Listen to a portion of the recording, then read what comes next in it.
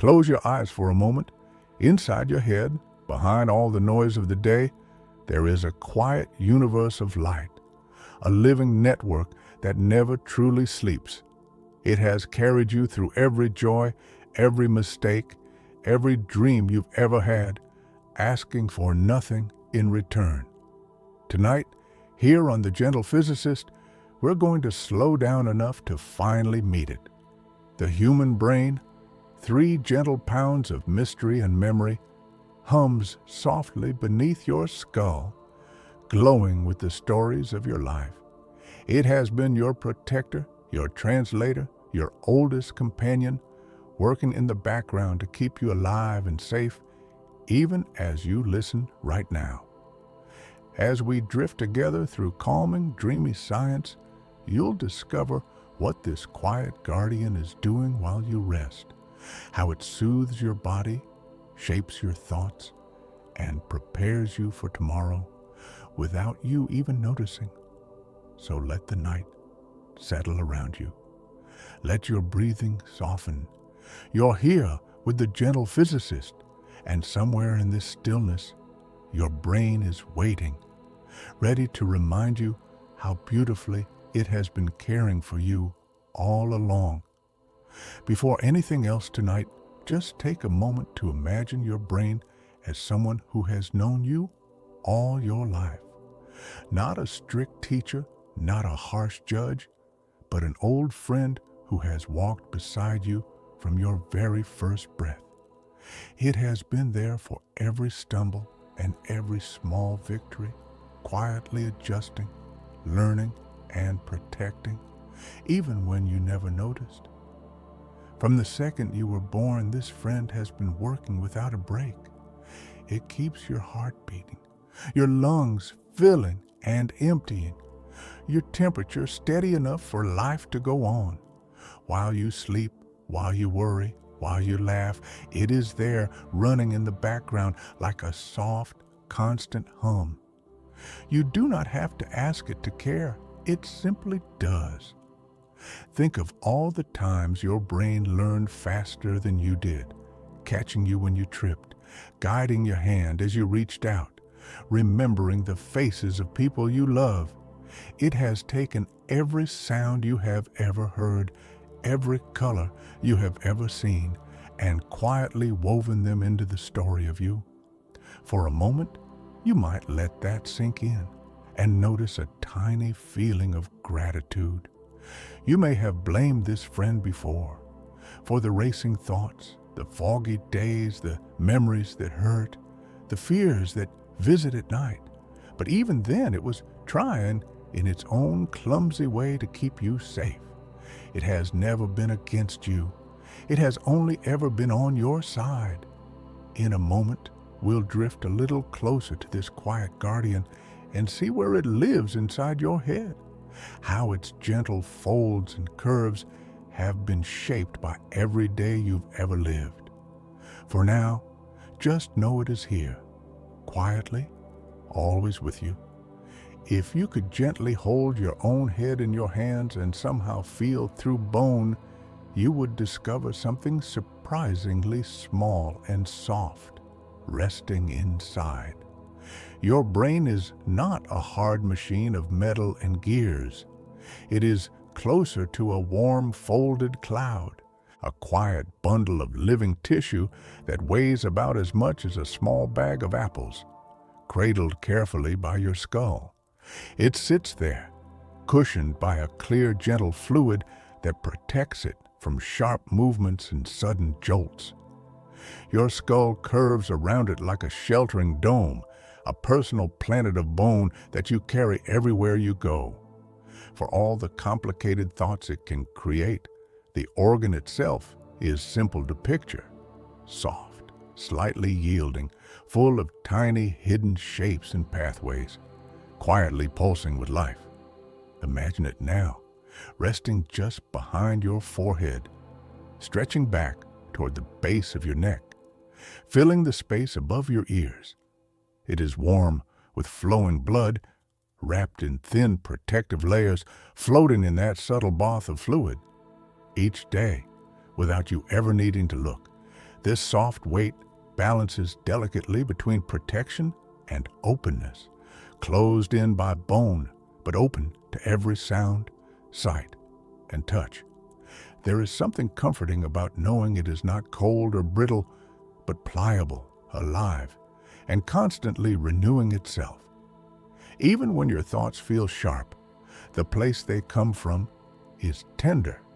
You carry this quiet bundle on pillows at night, against headrests and hands and shoulders during the day, and it simply continues its gentle work.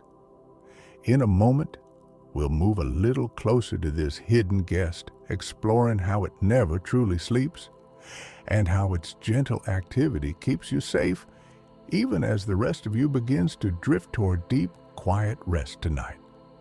Before you even think about sleep, your brain is already busy preparing the night shift. It never truly switches off, never hangs a sign that says closed. Instead, it changes the way it works, slipping from bright, fast daytime focus into slower, deeper patterns. Parts that kept track of conversations and tasks can rest, while other regions quietly step forward to watch over you. Even when your eyes are closed and your body is heavy against the bed, tiny networks stay alert to sound, touch, and changes in the air. They listen for danger the way a gentle guard might sit by a doorway, relaxed, but still paying attention. If something important happens, your brain can wake you quickly. If nothing does, it lets you drift further away. All through the night, it is sorting, filing, and cleaning, moving little pieces of the day into longer-term memory and letting other pieces fade like footprints in the sand. It adjusts your heartbeat and breathing, checks your temperature, and manages slow chemical tides that wash through your cells. You are allowed to rest because it does not. So if your mind sometimes feels active when you lie down, it is not a sign that you are failing at sleep. It is simply a sign that your inner guardian is still doing its careful work. You can let it be busy without trying to control every thought. In a little while, we'll follow how this activity settles into gentle waves and distinct stages of sleep, like walking down a dim staircase into quieter and quieter rooms where your brain continues to care for you in softer, slower ways. For now, it is enough to know that nothing inside you is truly off. Everything is simply shifting into a kinder, more protective rhythm tonight. Routine is one of the kindest gifts you can offer your brain. It loves patterns the way a traveler loves a familiar path, one it has walked enough times to know every turn. When your evenings unfold in a similar way, your brain does not have to stay sharply alert, scanning for surprises. It can soften its grip, lower the volume on its alarms, and begin to guide you gently toward rest. Think about the little rituals you repeat without even noticing. The way you dim the lights, check your phone one last time, place it down beside you, adjust your pillow, pull the blanket up. Each of these actions becomes a quiet signal, like a series of lanterns leading down the same soft road, night after night. Your brain remembers this road. It recognizes the sequence, and with recognition comes relief. It can predict what happens next, and in that prediction, it feels safe. Safe enough to ease the flow of stress chemicals. Safe enough to release your muscles, slow your breathing, and let your thoughts become less sharp around the edges. For a moment, you might notice how comforting it is to move through something familiar. Over time, even sounds and voices can become part of this routine. The murmur of a fan, the patter of rain, or the gentle rhythm of a video you return to again and again. Your brain learns that when these elements are present, Nothing demanding is expected from you. No decisions, no performance, no urgency. As you listen now, you are teaching your brain to associate this calm space with safety and rest. Soon, we'll explore how it also keeps track of time itself, quietly sensing when day fades and night is ready to wrap around you like a soft, patient cloak. Your brain keeps time in ways you rarely notice, like a careful clockmaker who never looks away. Deep inside, tiny cells respond to light and dark, to the rhythm of your days, and they build an inner sense of when you are meant to be awake and when you are meant to soften. Even without a watch, your body remembers the pattern of morning, afternoon, evening, and night.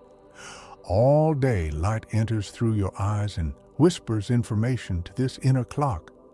Bright daylight says, stay alert, stay ready. The fading glow of sunset says, you can begin to slow down now. As the world grows dimmer, your brain quietly changes its chemistry, releasing hormones that tell the rest of your body it is safe to drift toward rest.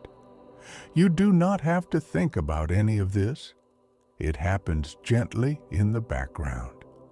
Of course, life does not always follow perfect rhythms.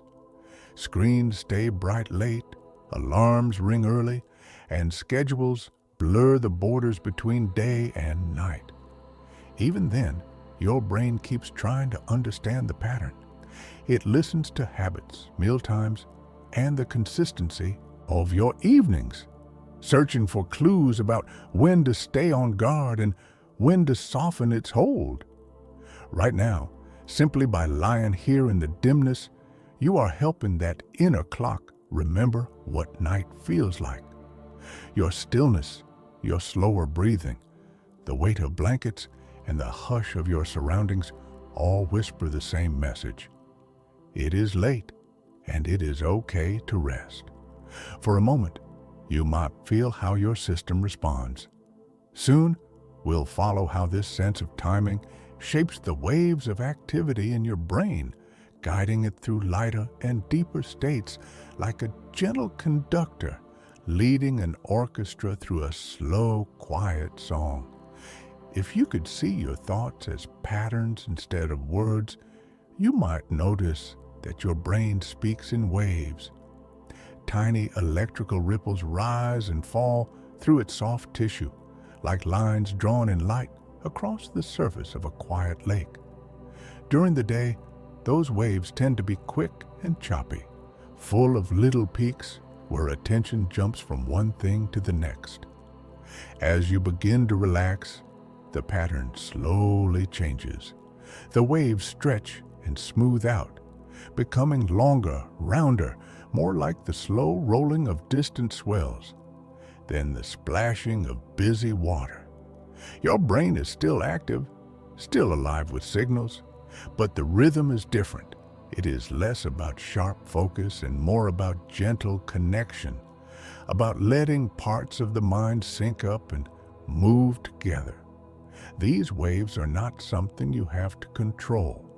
You do not need to force them to slow down with effort or willpower. They respond naturally to your state. When you feel stressed, they flutter faster. When you breathe deeply, soften your muscles, and allow your thoughts to drift. They respond by flowing more calmly. For a moment, you might picture your own brain waves right now, slowly smoothing into quieter lines. As night deepens, different kinds of waves will appear, some linked with light sleep, some with deep, dreamless rest, and others with vivid dreaming. Your brain moves between them like a dancer changing steps to match the music. You simply feel it as drowsiness, then sleep, then the soft blur of dreams you may or may not remember. Soon, we'll follow these shifting patterns into the rooms of sleep themselves, noticing how your brain guides you down through layers of rest, always speaking in this soft, pulsing language of waves, steady and kind, tonight. Before you fall asleep tonight, you can think of your brain as a storyteller that never quite puts down its pen. All day it has been collecting scenes, fragments of conversations, tiny details you barely noticed, and now it threads them into quiet narratives. It is always trying to answer gentle questions. What just happened? What might happen next? What does it all mean for you? This storyteller is not trying to hurt you. It is simply doing what it was built to do. Connect dots, find patterns, turn random moments into something that feels like a story you can carry. Sometimes it chooses serious themes, replaying worries and awkward memories. Sometimes it drifts toward softer threads, like a song you heard or a smile you saw in passing. For a moment, you might notice how busy it has been today, weaving your hours together. As you lie here now, you do not have to stop the stories. You can let them pass by like scenes in a slow movie you are only half watching. Thoughts rise, speak a few quiet lines, and fade again into the background. You do not have to follow every plot. You can simply sit in the back row of your own mind, relaxed, letting the storyteller do its work without needing your full attention. Soon, as sleep comes closer, this storyteller will loosen its grip on facts and shift into dreams, where logic softens and images float more freely. You can let breathing guide it toward quieter, kinder tales. For now, it is enough to know that the voice inside you is not an enemy, just a narrator that sometimes needs a gentler topic. Tonight, you are allowed to lean back, listen less closely, and let the next chapter unfold without effort at all. There is a reason a calm voice can make your whole body feel softer. Long before you could understand words, your brain learned to read tone. It listened for warmth, for steadiness, for the gentle rise and fall that meant you were safe. Even now, that ancient part of you still responds first to sound, not meaning, like a small animal listening for danger or comfort in the dark. When a voice is slow and even, your nervous system takes it as a sign that nothing urgent is happening. No one is shouting, no one is rushing, no one is warning you to run. Muscles along your neck and shoulders begin to loosen. Tiny structures deep in your ears adjust, no longer straining to catch sharp, sudden noises. For a moment, you might notice your jaw unclenching, your breath dropping a little lower into your chest. A soothing voice also signals something else to your brain. You are not alone.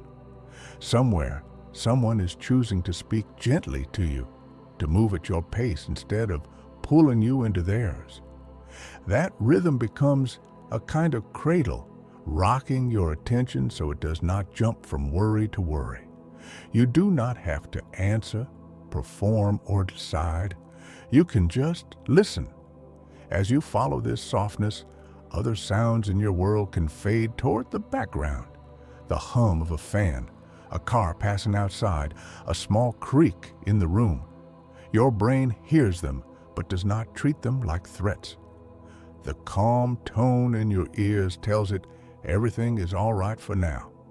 Soon, we will turn to deeper ways your brain can learn this calm from the inside, but for now you can rest in the sound that is carrying you, steady and kind, here. Your brain is not a fixed, unchangeable stone. It is more like soft clay, always reshaping itself around the experiences you repeat. Every time you return to a moment of calm, even a brief one, you are pressing a gentle fingerprint into that clay.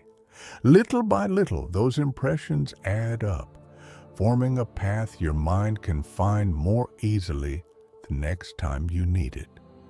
When you listen to soothing sounds at night or breathe slowly on purpose, or notice a kind thought and linger with it, certain groups of neurons fire together. They strengthen their connections, as if building a slightly clearer trail through a forest. The first few times, the way may feel faint and overgrown, but with each repetition, it becomes easier to follow. For a moment, you might picture those pathways brightening softly with each calm breath you take.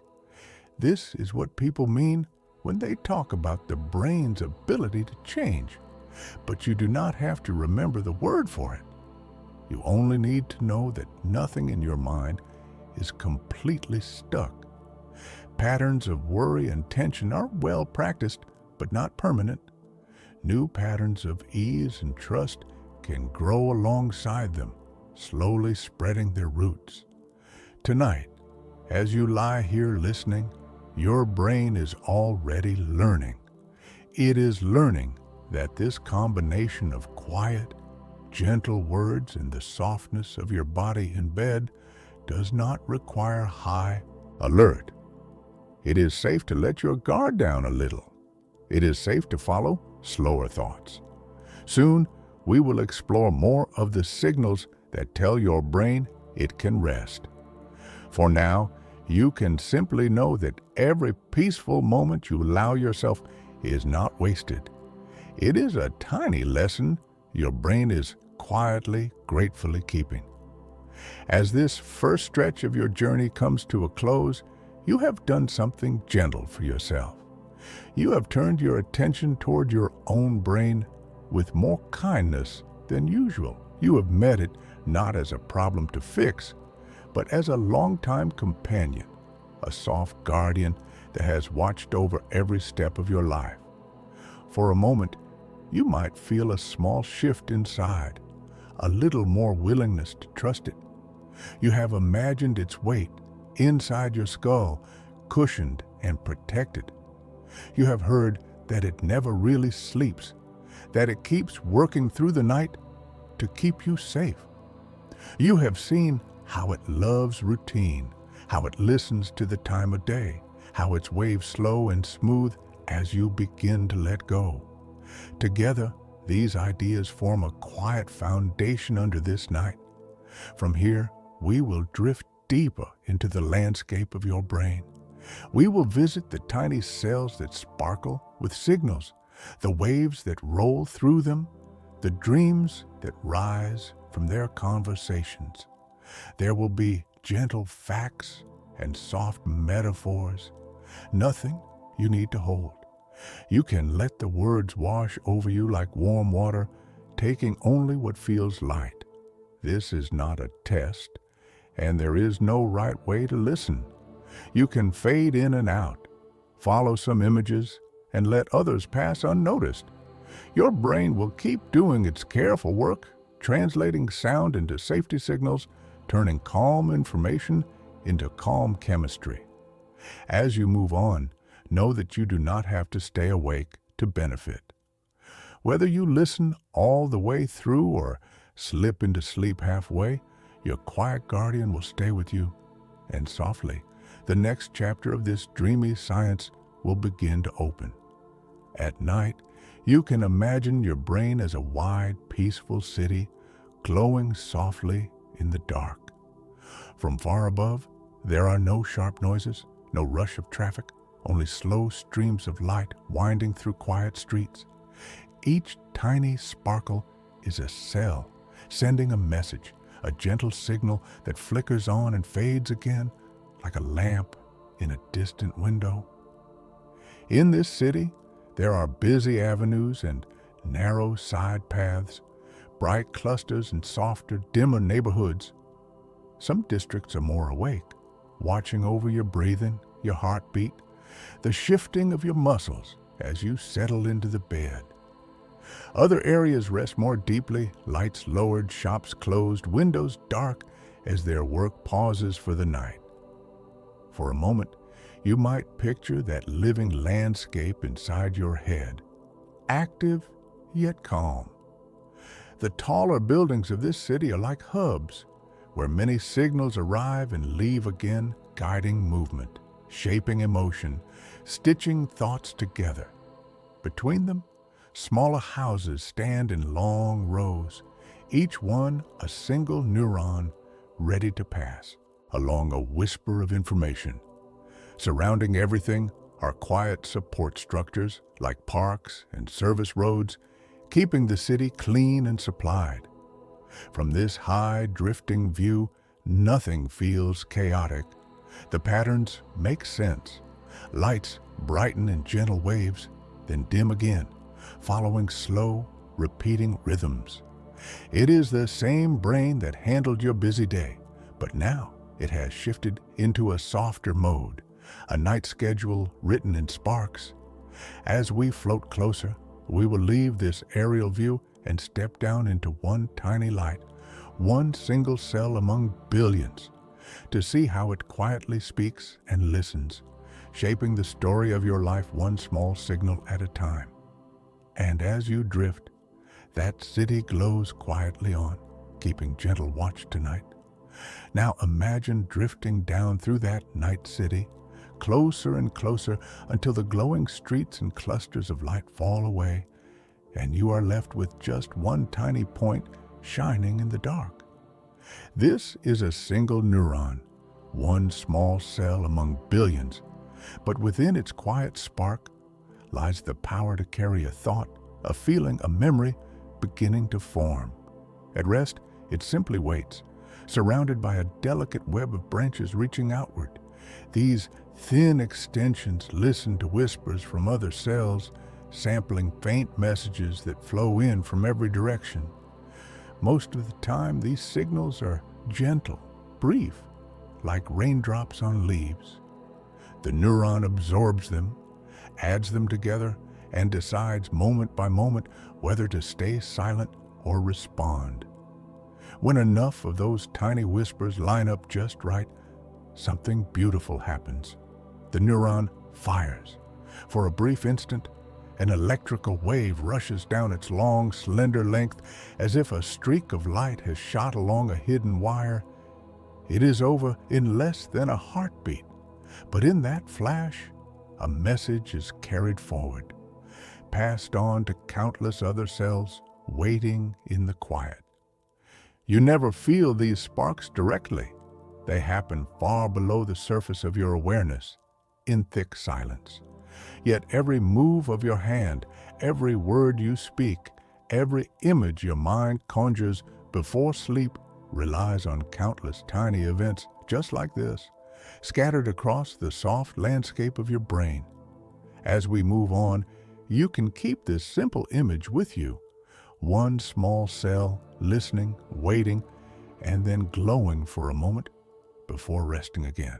Next, we'll meet the caretakers that surround these neurons, the gentle support cells that help keep each spark safe, nourished, and ready. They are the brain's quiet, hidden helpers. Around every active neuron in your brain, there is a soft community of caretakers, cells that rarely get mentioned in simple stories, but quietly shape almost everything that happens. These are the glial cells, the gentle helpers that hold, feed, protect, and guide the busy network of sparks. If neurons are the lights of the city, glia are its roads, its cleaners, its builders, and its patient gardeners. Some glial cells wrap themselves around fragile nerve fibers like blankets laid carefully. Along long, thin cables, they help signals travel faster and more smoothly, so that the messages your brain sends do not stumble or fade. Others float nearby, watching for waste and damage, ready to gather what is no longer needed and carry it away, keeping the space between cells clear and healthy. There are glial cells that help guide newborn neurons to the right places, as if walking them gently through crowded streets to their proper homes. Others regulate the flow of chemicals around each cell, adjusting the environment so that neurons can fire without being overwhelmed. For a moment, you might imagine them as quiet caregivers moving through the night, straightening, cleaning, and whispering reassurance wherever it is needed. You may never feel their presence directly, but their work makes your thoughts possible. Without them, signals would falter, tissues would strain, and the delicate balance inside your skull would be much harder to keep. Instead, they are always there, devoted, carrying out tasks that keep the whole system alive and steady. As we drift further, we will come to the tiny spaces where neurons and glia meet, the small bridges where messages pass from one cell to another. There, in those close gaps, the city of your brain will gently reveal even more of its quiet, careful design. At the smallest scale of your brain city, there are tiny gaps where cells come close but never quite touch. These are synapses, the delicate bridges where messages cross from one neuron to the next. A signal races down a neuron's length and pauses at the edge, standing at the brink of a microscopic space, like someone arriving at the end of a pier, looking across a narrow stretch of water. To cross that space, the message softens into chemistry. Little packets of molecules are released into the gap, drifting across like a quiet whisper carried through air. On the other side, the next cell listens with tiny receptors, shaped perfectly to catch that whisper and turn it back into an electrical spark. In a blink, the signal lives again, now moving forward along a new branch in the network. This is happening everywhere inside your head, millions of times a second, even while you lie here in the dark. Thoughts, feelings, memories, and simple movements of your hand all depend on these minute crossings. The space between cells may be small, but it is where change and choice can happen. A little more signal here, a little less there, and the pattern of activity shifts gently like light changing in a room. For a moment, you might picture these synapses as soft bridges glowing with tiny passing lights. Nothing is forced or harsh. Messages simply flow where they are needed. These invisible conversations shape how awake you feel, how calm you become, and how easily your mind lets go, slowly guiding you toward the quiet comfort of rest around you here tonight. When signals pass through those tiny bridges, they are carried by chemical messengers that you can imagine as soft, colored mists drifting between cells. Each type has its own subtle shade and feeling, some linked with energy and focus, others with calm, comfort, or gentle reward. They do not rush like storms, they move like slow clouds in a sheltered sky. As one neuron releases these molecules into the synaptic space, the mist briefly thickens there, touching nearby receptors and changing how the next cell responds. A little more of one kind, a little less of another, and the atmosphere inside your brain shifts. You might feel a touch more awake, a little more hopeful, or a little more ready to sink into rest. These mists are always adjusting themselves in response to your day, to sunlight, to food, to movement, to the presence of people you care about. They rise with stress and fall with safety, brightening certain networks and softening others. For a moment, you can picture them balancing and rebalance, creating a gentle weather pattern unique to your mind. You do not have to name them or track them. Your brain already knows how to mix them, how to clear them, how to store them for later. All you need to feel is the overall climate they create. As we continue, we'll see how this blend of chemical colors helps your brain maintain a delicate balance between doing and resting, between alertness and the quiet pull of sleep. In this moment, as you lie here listening, those inner colors are gently shifting toward softer tones, easing tension from your muscles, loosening tight thoughts, and inviting your whole system to lean toward comfort and release, letting your mind grow quieter with every slow and easy breath you take. Inside this softly lit city of cells, there is a constant balancing act between signals that stir you up and signals that calm you down. Some inputs nudge neurons toward firing, making networks more active and ready to respond. Others gently pull in the opposite direction, lowering the chance of a spark, like a hand resting lightly on a swinging door to ease its motion. Your brain depends on this balance. Too much excitement, and thoughts can race. Senses sharpen, and rest feels far away. Too much dampening, and it becomes hard to focus, hard to move through the day with clarity. Most of the time, without you ever noticing, these forces meet in the middle, keeping you steady enough to live and learn and feel. You can imagine this as a set of dimmer switches rather than simple on and off buttons. In different regions, the balance shifts according to what you need. When you must act, the lights turn up. When it is safe to slow down, other hands slowly turn the knobs back, letting brightness sink into a softer glow. For a moment, you might sense that softening happening now. At night, especially in calm moments like this, the scales tip gently toward quiet. Systems that kept you alert all day begin to release their hold, while those that support rest and recovery come forward. You do not have to force this change. You only have to avoid pulling yourself too sharply back toward stimulation. As we move on, we'll see how your brain's need for efficiency also guides it toward this restful balance, conserving energy as you drift toward sleep. In that careful conservation, every softened signal, every quieter circuit becomes an act of kindness, saving strength for healing, dreaming, and the gentle work of tomorrow.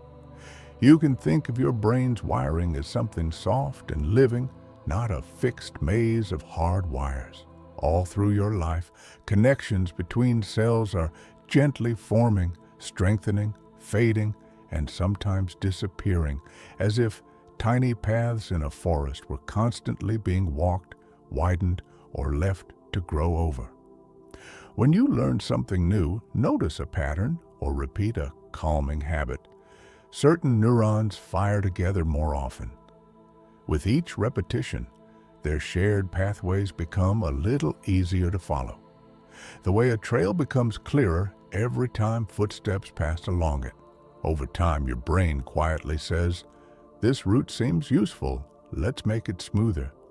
For a moment, you might picture those tracks brightening under use. The opposite happens too. Paths that are rarely traveled can slowly fade. Connections that once felt strong may weaken when they are no longer needed.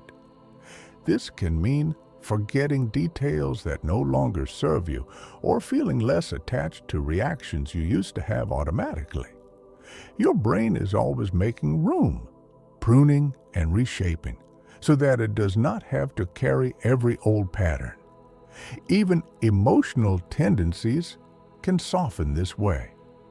When you practice responding to yourself with more patience or returning to the present after worry, those kind of roots grow. The old roads of harsh self-talk or quick alarm may still exist, but they no longer have to be the only way through. Tonight, by resting and listening, you are giving your brain another gentle experience to work with. It will fold this moment into its living map. As we continue, you will see how this need to adjust and renew is tied to another deep habit of your brain, the wish to save energy, to do its work with as much ease and efficiency as it can. Your brain is a powerful organ, but it is also hungry. Even though it makes up only a small part of your body, it quietly uses a large share of your energy, feeding countless cells that never stop working. Because of this, it has learned to be careful, to spend its energy where it matters most, and to take gentle shortcuts whenever it safely can. One way it saves energy is by turning new tasks into familiar routines. At first, learning something can feel tiring as your brain builds fresh pathways and tests different options.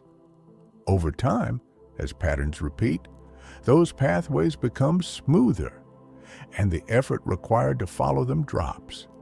What once demanded full attention can become almost automatic, like walking a route you know by heart.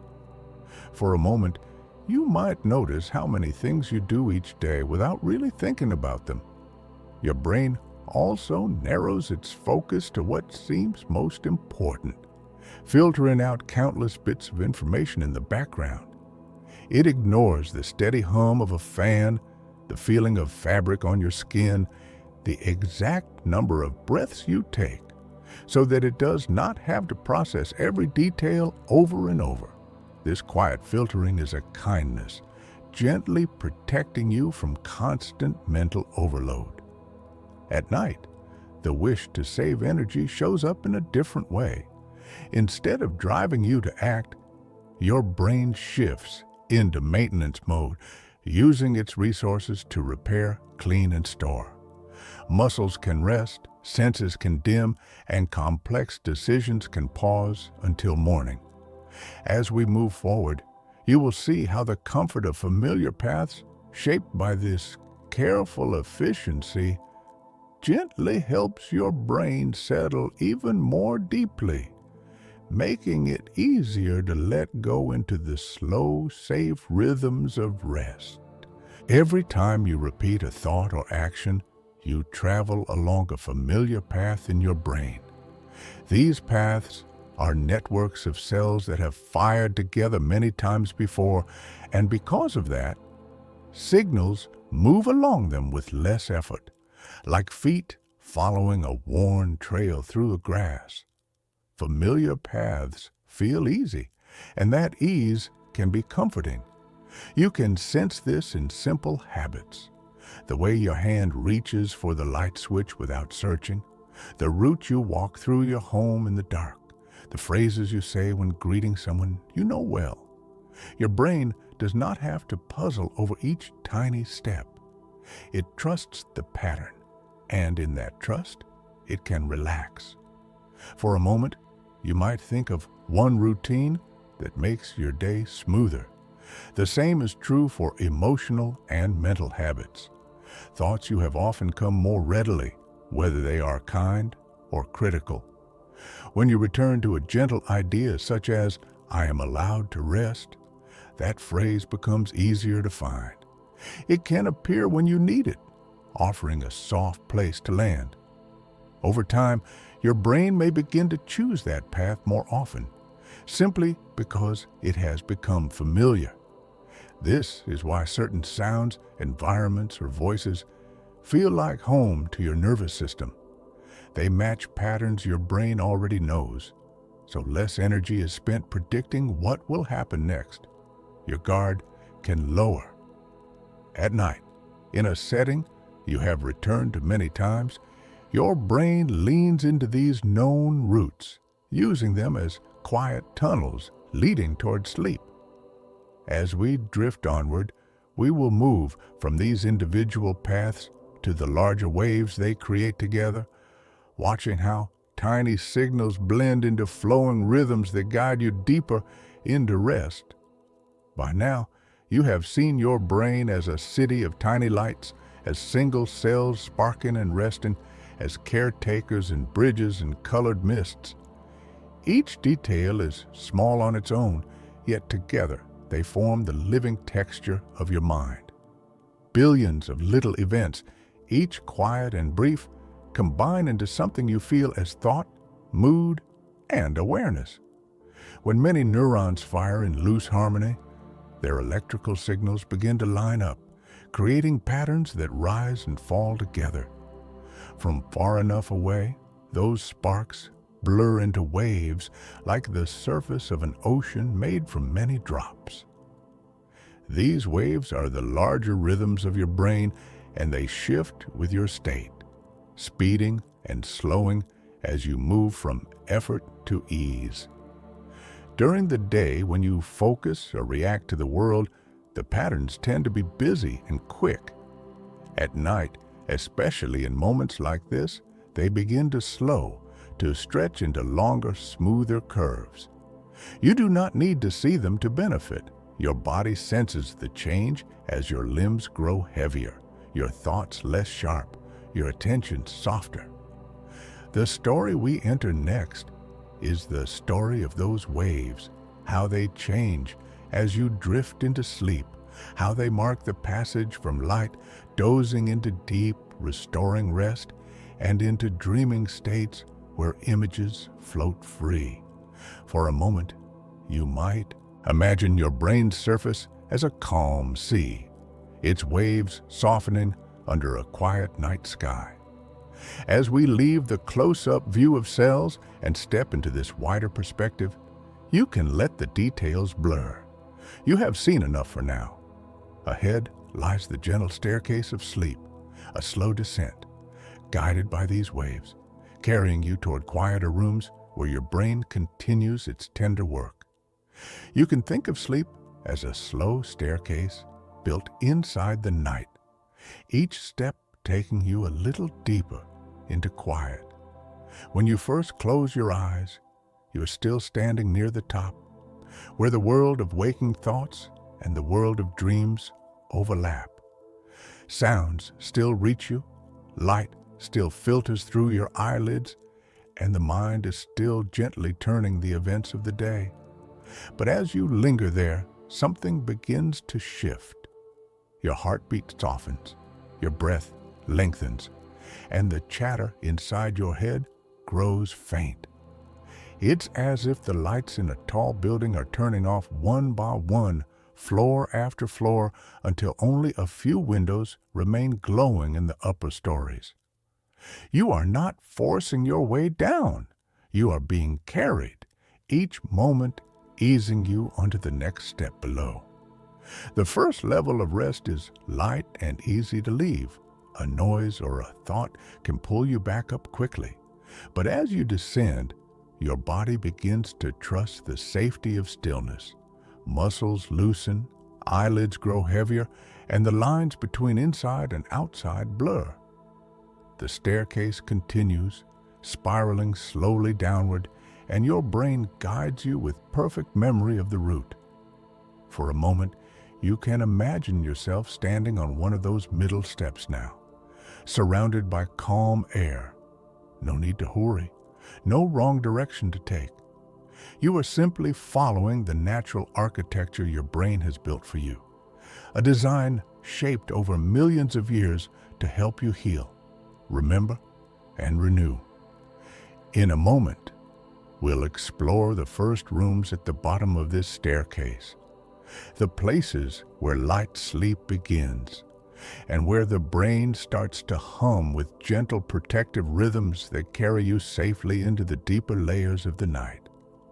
At the base of the staircase, the first room you enter is light sleep, a quiet foyer between waking and dreaming. Here, your body releases the last bits of tension it was holding, and your brain adjusts its rhythm to match the slower pulse of the dark around you.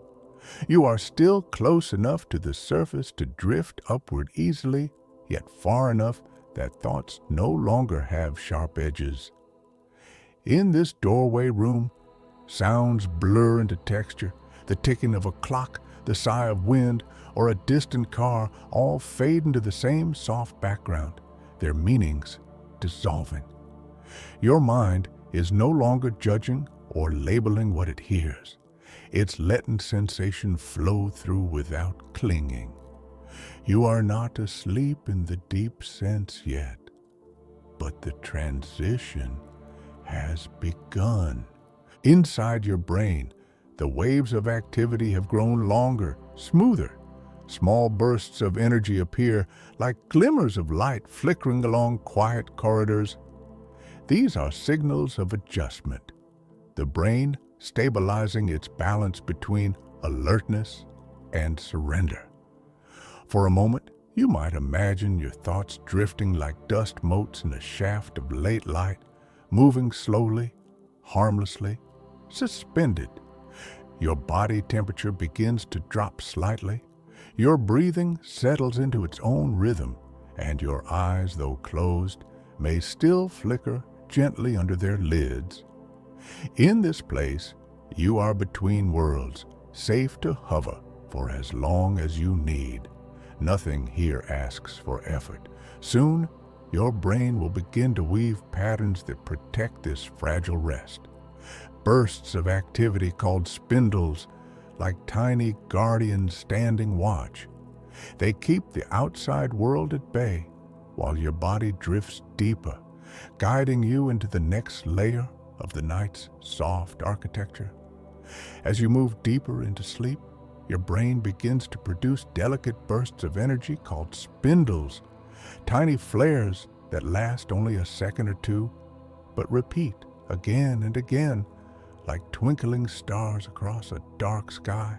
These little pulses are signs that your mind is protecting itself, wrapping your senses in a gentle shield so that sudden noises or movements cannot easily wake you. Inside, neurons fire together in quick, rhythmic bursts, then fall silent again. The pattern is graceful, like the flicker of candles in a quiet room. Each spindle strengthens the barrier between waking and dreaming, allowing your body to stay still while your inner world becomes more fluid. For a moment, you might picture these flickers as faint glimmers scattered through the soft tissue of your brain, a constellation devoted to keeping you safe. Researchers sometimes say that spindles help with memory too, that during these moments, your brain rehearses what it has learned, deciding which experiences to keep and which to let go. You don't feel this rehearsal. It happens beneath awareness, silent and steady. The brain hums to itself, repeating small patterns until they are secure, then releases them into the deeper chambers below.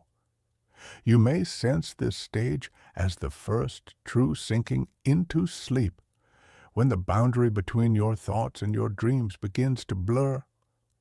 The world outside fades further, your limbs grow heavier, and time itself feels slower.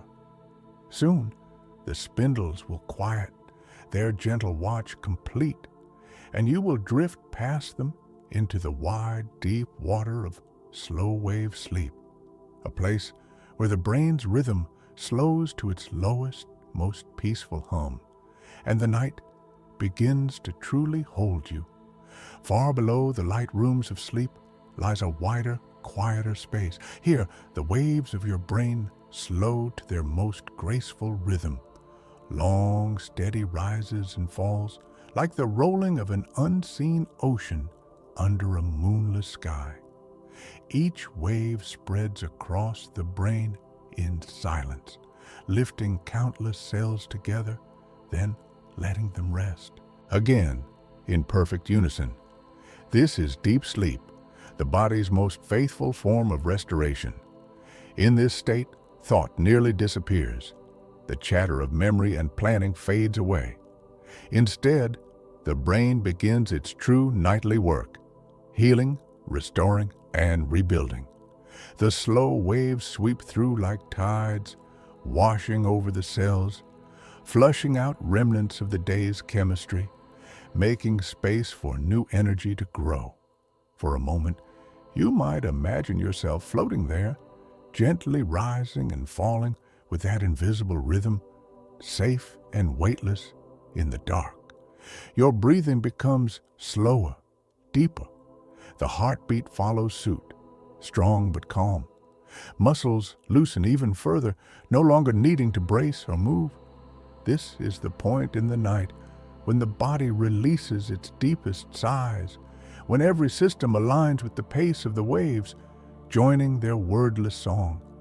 In the outer world, hours may be passing, but inside, time feels stretched, unmeasured. The brain is not dreaming yet. It is cleansing, stabilizing, resting in a silence that feels endless.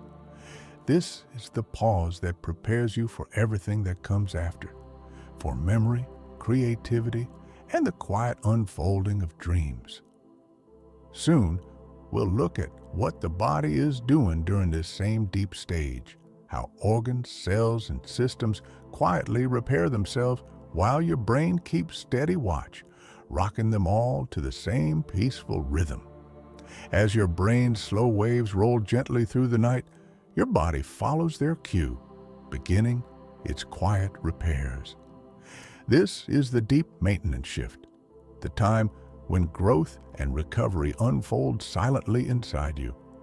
Hormones that build and restore are released in slow pulses. Muscles knit themselves back together after the strain of the day. The immune system checks for damage and begins its small, steady fixes. Even while you lie still, blood moves purposefully, carrying nutrients where they are needed most. Cells clear out waste, rebuild membranes, adjust their chemistry. It's as if a crew of patient caretakers has moved through the dark, sweeping and polishing every room. Nothing in this process is rushed. Everything follows the rhythm set by the brain's waves above, a lullaby written in biology. You may dream faintly here, but the dreams have no urgency.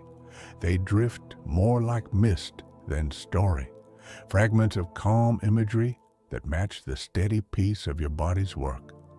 For a moment, you can imagine each breath as a brushstroke, painting ease into the space between your ribs, the slow rising and falling of a tide that never breaks. In deep sleep, even temperature regulation shifts, keeping you cooler so the processes of healing can continue. Energy is conserved for what matters most: restoration. The effort of thought, motion, and reaction can wait until morning. When your body and brain synchronize in this way, you are doing something ancient and profound, the kind of rest that every creature depends on. Soon, this deep stage will give way to a lighter rhythm again, a place where dreams become more vivid and movement returns. We'll follow you there next, into the strange, bright theater of REM sleep, where the mind begins to imagine again while the body stays perfectly still. As the night deepens, your brain's pattern changes once more.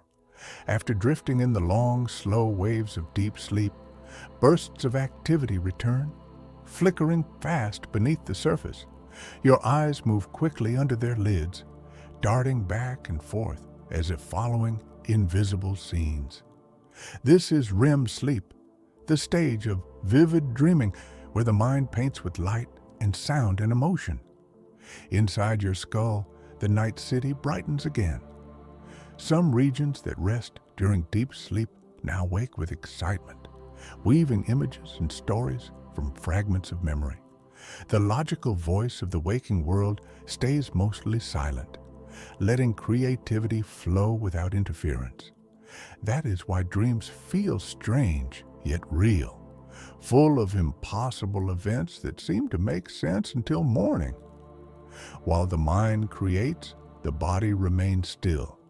The same systems that carried you through deep sleep now release chemicals that gently paralyze the major muscles, keeping you safe while the imagination runs free. It's as though you're watching an elaborate play behind closed eyes, every actor and light cue managed by your brain. You can feel emotion, see faces, travel through landscapes, yet you never move. REM sleep is not random, it has purpose. It helps integrate learning, connect new ideas and smooth emotional edges from the day. In dreams, the brain experiments, rehearses, and sometimes releases feelings it could not express when awake. You don't have to remember these dreams for them to matter. The brain remembers enough, and as the performance ends, the curtain falls quietly.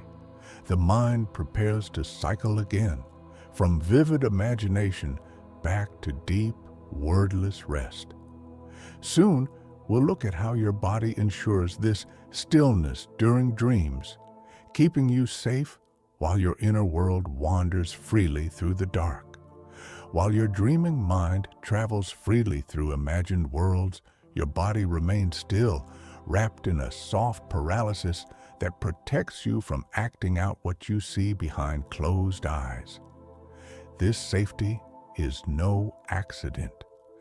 Deep within the brainstem, ancient circuits send gentle messages down through the spinal cord, quietly instructing the large muscles to rest.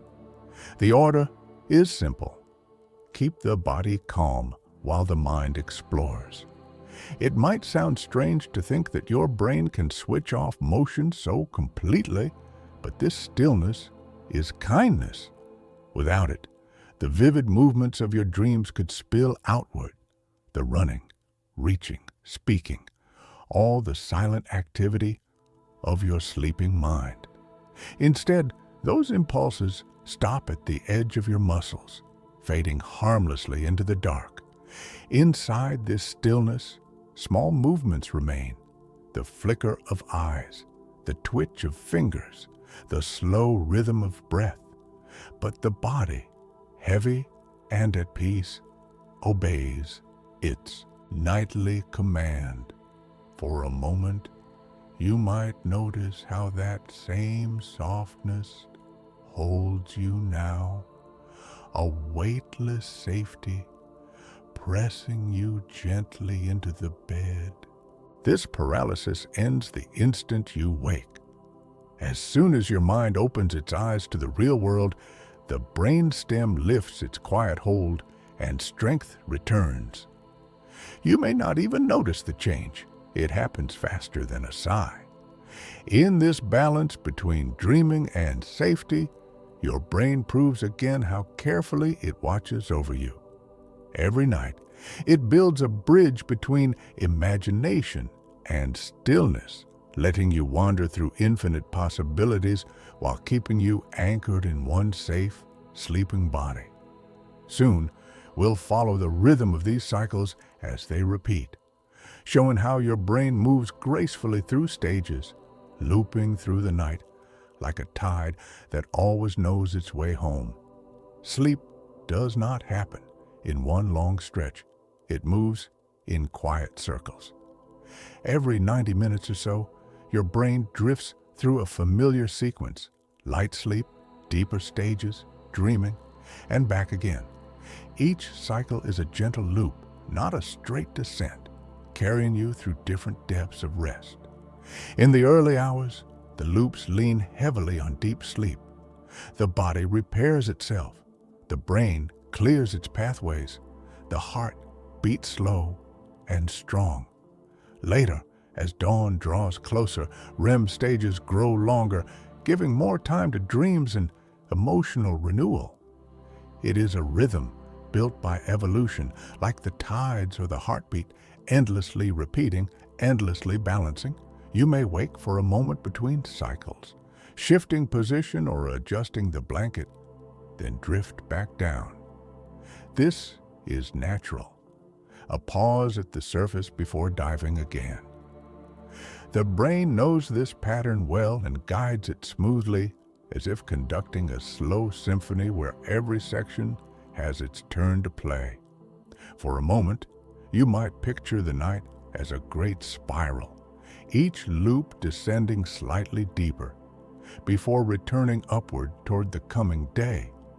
By morning, your brain will have completed several full journeys, each one leaving you a little more restored. There is no need to control these loops. Your brain has followed them since your earliest days, since before you could name what sleep was. Soon, we will look at what happens when you briefly rise to the surface in the middle of this cycle. How waking at night is not a failure, but part of the natural rhythm your body has known for all of time. Sometimes you open your eyes in the dark and think something has gone wrong. The room is quiet, the night half over, and a small voice says, "You should be asleep." But your brain knows this pattern well. Waking briefly between cycles is as ancient as sleep itself. It is the mind's gentle way of checking the world before returning to its deep rhythm. For a few seconds, the brain's guard rises, scanning softly for danger. The heart may beat a little quicker. The senses sharpen just enough to notice stillness. When it finds no reason for alarm, no threat, no noise, no need, it lets the body sink back down again. Most nights, this happens so briefly, you never remember. If you stay awake longer, that's all. Right, too. The brain does not count minutes, it only asks for quiet. Even lying still in the dark gives it time to continue its slow maintenance, its deep tidying and repair. The body rests even when the mind wanders. You can think of these moments as surface breaths of consciousness, small ripples on a larger sea. Nothing is lost. In fact, the cycles that follow often sink deeper and smoother afterward, as if the body was simply adjusting its position in the flow. For a moment, you might take comfort in knowing this. Your brain is not failing when it wakes you. It is protecting you, confirming that the world is safe before drifting back into its hidden work. Soon, we'll reach the final part of this nightly rhythm, the deep trust that comes from surrendering fully to sleep, the faith that your brain will carry you through until morning light. Every night, without instruction, your brain follows this sequence, from wakefulness to drowsy descent into deep healing, through vivid dreaming and back again. You do not have to guide it. It remembers the pattern perfectly, the same way your heart remembers to beat and your lungs to breathe.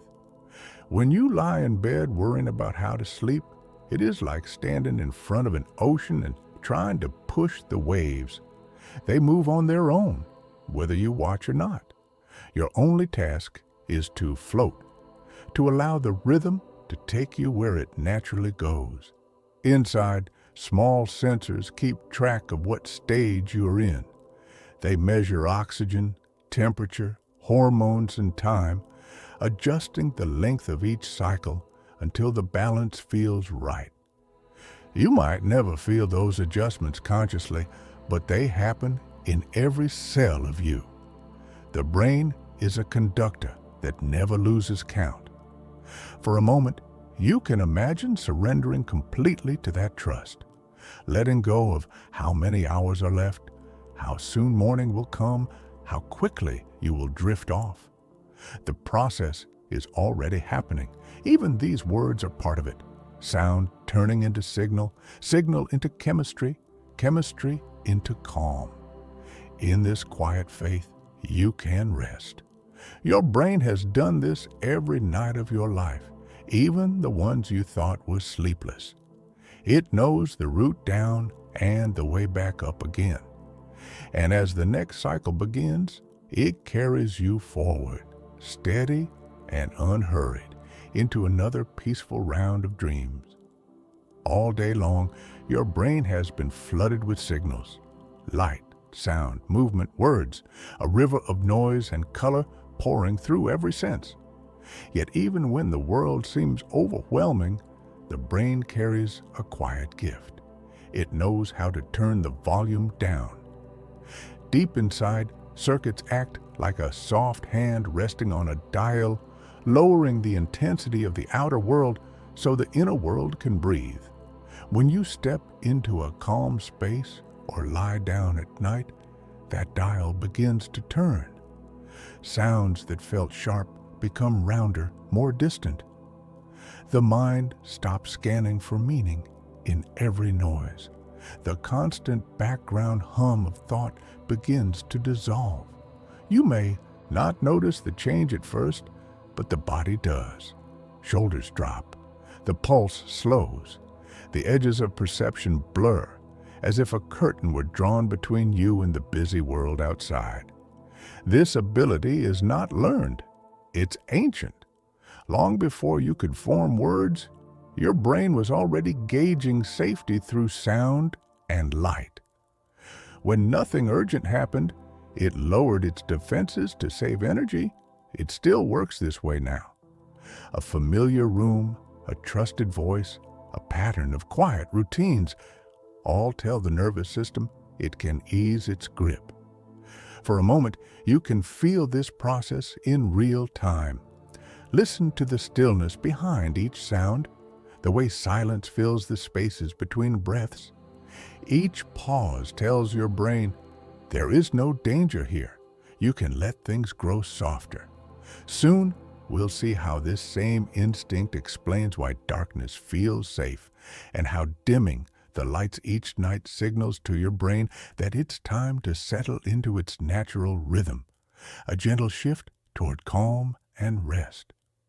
When light fades, your brain begins to change its chemistry, turning down the stimulation that daylight brings. In the deep parts of your eyes, special cells sense even the faintest glow, sending messages inward that the day is ending. As light lowers, these signals tell the brain to release melatonin, a hormone that helps everything slow. It is the body's way of whispering, night has come. You can rest now. Darkness feels peaceful because, for most of human history, it meant safety in numbers and stillness. The day's work was done, fires dimmed, voices softened, and the horizon disappeared into shadow. The brain evolved to trust that quiet, to see darkness as the world's way of wrapping itself in calm. Even now, under electric lights, the same ancient reflex remains. You might notice it when you switch off your lamp. At first, the dark feels large, then familiar, then soft. Your eyes adjust, your breathing deepens, and the small muscles around your face loosen.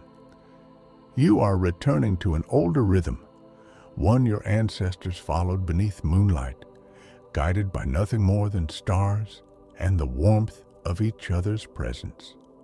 For a moment, you might imagine that darkness as something gentle, not an absence of light, but a kind of space for the mind to rest inside. In that space, the brain's alert systems finally release their hold.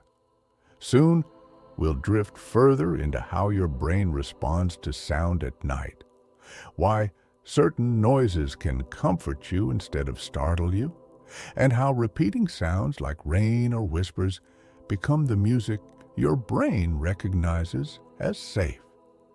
There's a reason why the steady hum of a fan or the soft tapping of rain can calm you so deeply. Your brain loves patterns, especially those that repeat without surprise. In those patterns, it finds predictability, a sign that the world is steady, that no sudden threat will arrive. When you hear a constant sound, your brain quickly stops searching for meaning in it. The first few moments, neurons fire actively, analyzing the rhythm and tone, but soon they recognize the repetition and fall silent, passing only a faint signal forward. Everything is fine, nothing new's happening. That quiet message spreads through the nervous system, easing the body into rest.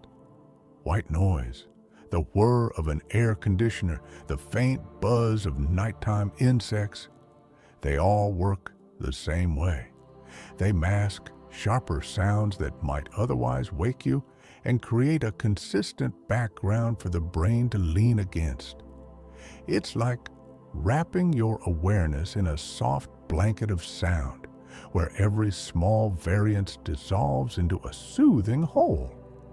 You can let these noises fill the edges of your room, not as distractions, but as company. Each repetitive tone tells your brain the environment is predictable, safe, unchanging. For a moment, you might notice your breath sinking subtly to the rhythm, your mind matching its gentle pulse. Soon, we'll explore how your brain uses this same filtering power to fade unimportant details from awareness, how it can blur the unnecessary so that what's left is peace, stillness, and the quiet hum of being. Your brain is constantly surrounded by an ocean of detail, the weave of fabric against your skin, the faint smell of air, the tiny changes in temperature. If it had to notice everything all the time, it would never rest. So, it does something remarkable. It lets the unimportant fade away. In the deeper parts of your sensory systems, signals arrive from every direction, and the brain quietly begins to sort them. It decides what matters right now and what can melt into the background.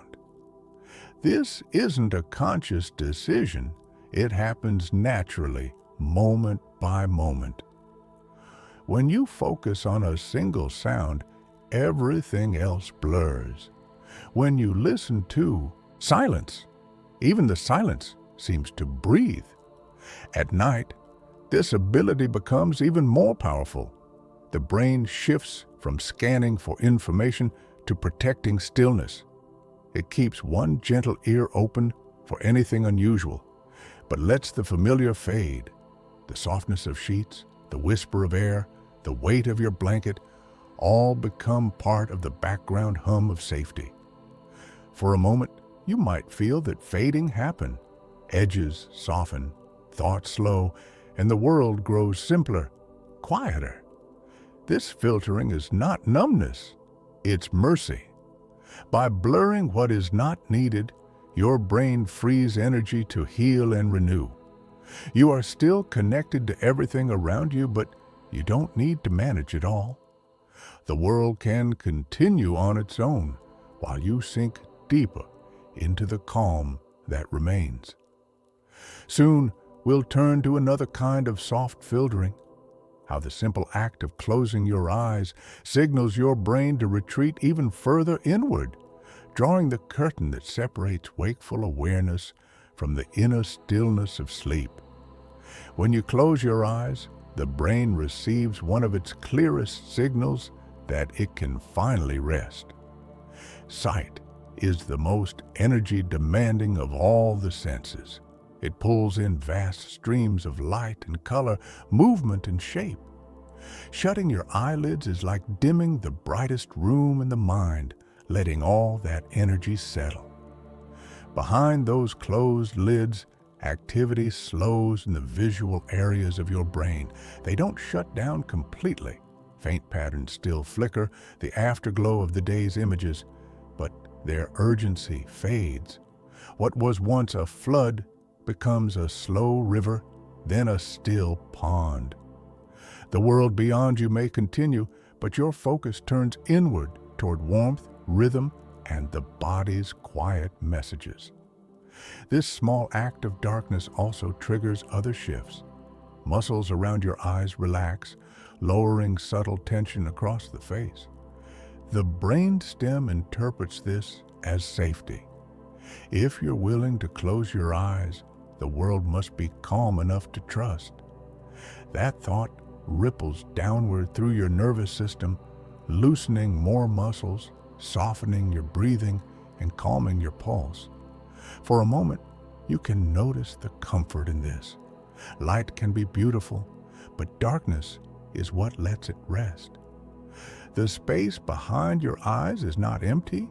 It's filled with a soft internal glow, the faint hum of your own awareness. Soon, we'll move from sight to touch, exploring how warmth, texture, and the gentle pressure of blankets signal to your brain that it's safe to release even deeper.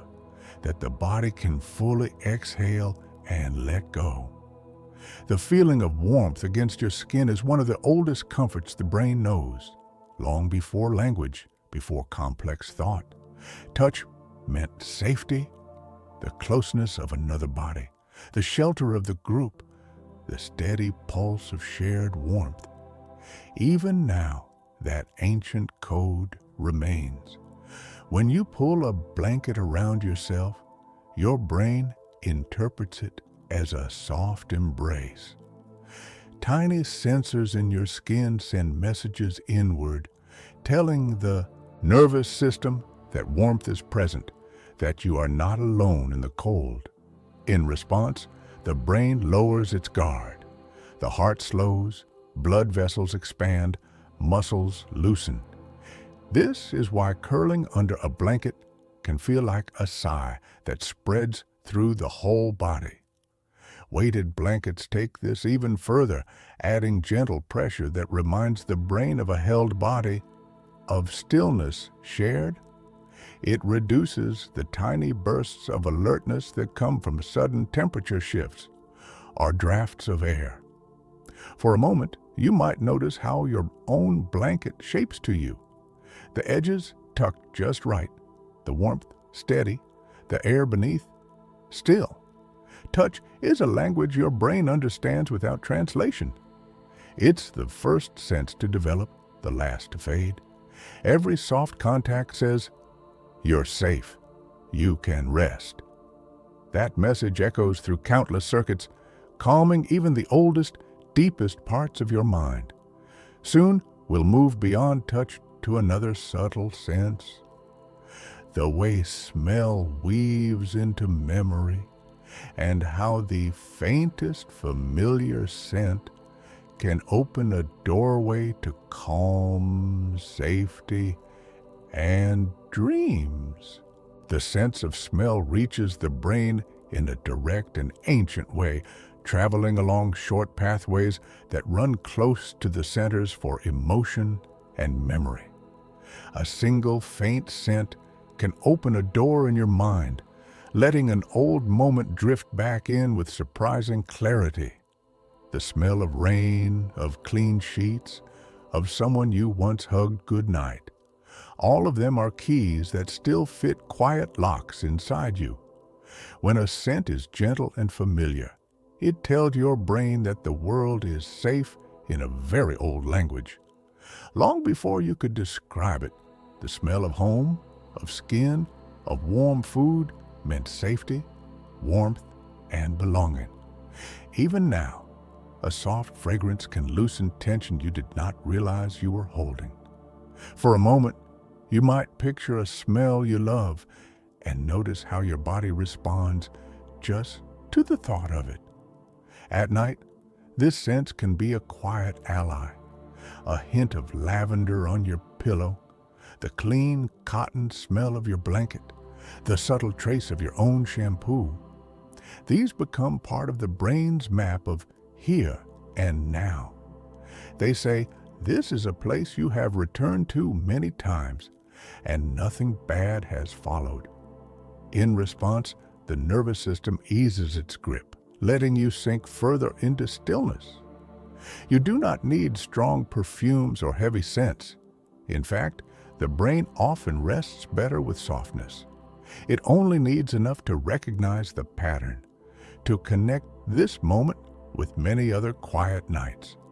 Soon, we'll drift from these invisible threads of smell back to sound again, and see how, once you are asleep, your brain continues to let unimportant noises fade while holding on gently to the silence that protects your rest through the night. Even while you sleep, your brain is listening. It waits behind your dreams like a quiet guard at the edge of a forest, letting familiar sounds pass while staying ready for anything strange. The creak of your home settling, the distant hum of traffic, the soft breathing of someone nearby. All of these are known, expected. With time, your brain learns their patterns and files them under harmless. In the early stages of sleep, certain parts of the brain still compare incoming sounds with stored memories. Is this normal? Is this new? If the answer is normal, the signal is dampened, like turning the volume down on a channel you no longer need to watch. Neurons simply do not pass the message forward with the same urgency, and the deeper centers that would wake you are left undisturbed. This is why you can sleep through a thunderstorm you have heard many times, yet startle awake at an unfamiliar voice or a strange knock at the door. Your brain is not being difficult. It is protecting you with a system tuned to difference more than loudness. It cares less about volume and more about meaning. As the night goes on and you sink deeper, this filter grows stronger. The threshold for what will wake you rises, allowing more and more noises to slide by unnoticed. For a moment, you might imagine your brain standing in a doorway, waving common sounds through while gently closing the gate to anything that does not need your attention. Soon, we'll step back from individual sounds and look at the whole space around you, noticing how the room you sleep in can become a kind of nest, a sensory shelter carefully built to help this filtering system do its best work every single night you rest. The room you sleep in is more than walls and furniture. It is the shell your senses rest inside each night. Every object, every color, every texture contributes to a quiet message your brain receives. This is where you can let go. When those elements stay mostly the same from night to night, your bedroom becomes a kind of nest, a familiar sensory pattern your mind learns to trust. The softness of your pillow, the way the blanket falls, the angle of light from the doorway or window, all of these form part of a stable background. Your brain recognizes them the way it recognizes a well-known path. Because nothing surprising appears, it does not need to stay sharply on guard. For a moment, you might look around in your imagination and notice the small details that mean home to you. Even smells and temperatures become part of this nest. The faint scent of fabric, the coolness of air on your face, the warmth trapped under the covers. Together, they create a signature your brain can read instantly. With each repeated night, the association deepens. This place, this feeling, this arrangement of sensations means rest. Over time, simply entering this room and following your usual routine can begin to lower stress, long before your head touches the pillow. The nest teaches your body what comes next. It says, here, you do not need to perform or protect. Here, the world shrinks to a small, manageable space where nothing urgent is expected of you. Soon we'll watch how, once you are settled in this nest, the brain allows your senses to fade even further, letting sight, sound, touch, and smell all drift gently into the background while your inner world becomes the quiet place that matters most for you tonight. As you settle more deeply into rest, your senses begin to take a step back, like actors leaving the stage after their final lines. Sight has already dimmed behind closed eyes. Sound has softened into a gentle backdrop. Touch has become a steady warmth holding you in place. Smell and taste linger only faintly. The brain gathers all these streams of information and, instead of studying them, lets them flow past untouched. In this state, you are not cut off from the world. You are simply no longer required to respond to it. The room still exists. The night still moves outside your window, but their grip on your attention loosens. The details blur the way scenery does when you stop focusing on individual trees and just feel the forest around you. For a moment, you might sense that broad, hazy comfort settling over your own awareness. Inside, the brain turns its focus inward. It listens more to heartbeat, breath, and the slow chemistry of repair. The outer senses become quiet watchmen at distant gates, ready to raise an alarm if truly needed, but otherwise standing still. This is the space where sleep deepens most easily, not because you push away the world, but because you stop reaching for it. Allowing the senses to drift like this is an act of trust. You're letting your brain take care of what matters while you release your hold on everything else. Thoughts may still appear for a while, but they move more slowly, carrying less weight. Soon, you may not notice them at all. You will have crossed the thin border where waking awareness dissolves, and the inner world of sleep takes over gently, carrying you further on without needing your help at all through the long, dark, peaceful hours ahead. Deep inside your brain lies a small, curved structure called the hippocampus, shaped a little like a seahorse. You can imagine it now as a librarian moving quietly through a dim library, shelves stretching endlessly in every direction. Each shelf holds fragments of your days, sights, words, feelings, and fleeting moments that have not yet found their permanent home. When night falls, this librarian begins its work. While you rest, it moves through the aisles, picking up scattered notes and sketches left behind by the waking mind. Every conversation, every image you glanced at, every detail you barely noticed has been placed somewhere in temporary storage. The hippocampus walks through, sorting the pieces, deciding what to keep, what to set aside, and what to let fade into the quiet.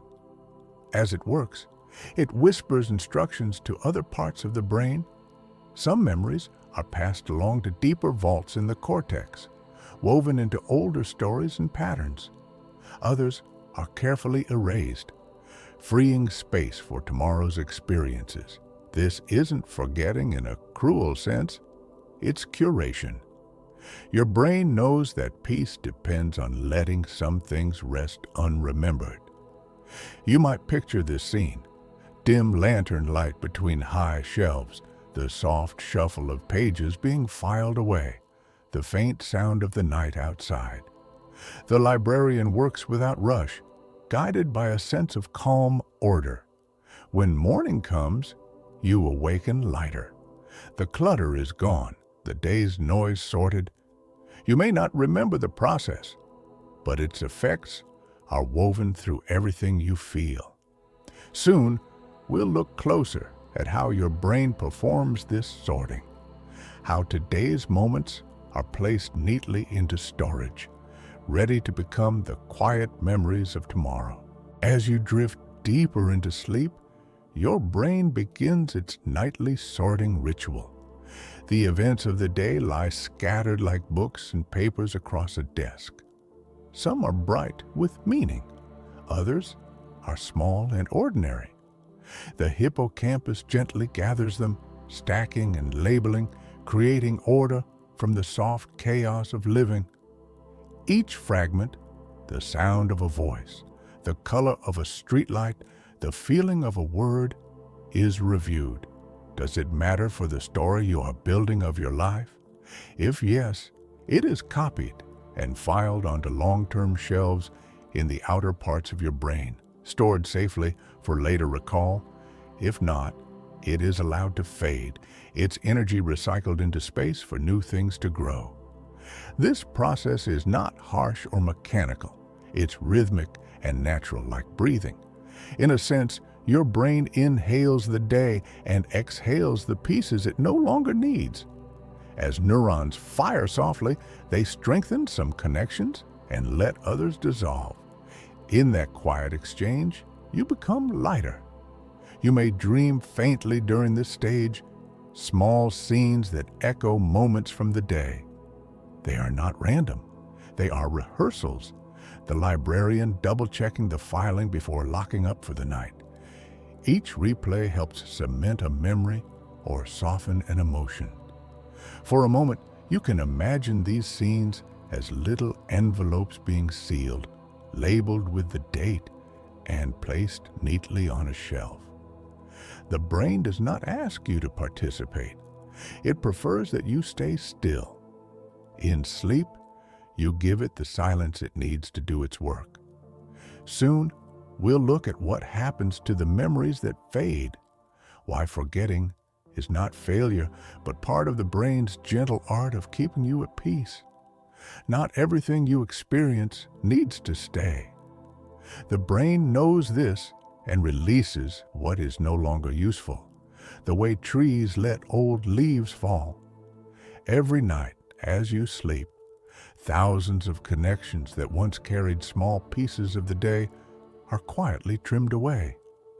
The result is not loss, but clarity, space for something new to grow. You may never know which memories were chosen to stay and which to go. The decision happens below awareness, guided by emotion, repetition, and importance. Things that matter deeply or repeated often are marked to keep. Fleeting moments, half-seen images, words spoken and forgotten, they dissolve gently, leaving no sharp edges behind. For a moment, you might think of your own mind as a garden. The fading of memory is like pruning. It may look like less, but it makes the plant stronger. Without this nightly editing, your brain would be tangled with every detail it had ever recorded. Forgetting is mercy, a quiet kindness that keeps you from drowning in information. Sometimes, the things you lose are the ones you most need to release. Stray worries, fragments of self-criticism, looping thoughts that serve no purpose now. They go where they belong, into the soil that feeds tomorrow's calm. When you wake, what remains are the roots that matter, the knowledge that shapes who you are, the feelings that continue to guide you. The rest simply becomes part of the background hum of experience, folded into the deep compost of your mind. Soon, we'll move deeper into this library and see how your brain handles emotions at night, how it revisits strong feelings and reshapes them with gentleness, turning storms into quiet weather before morning comes.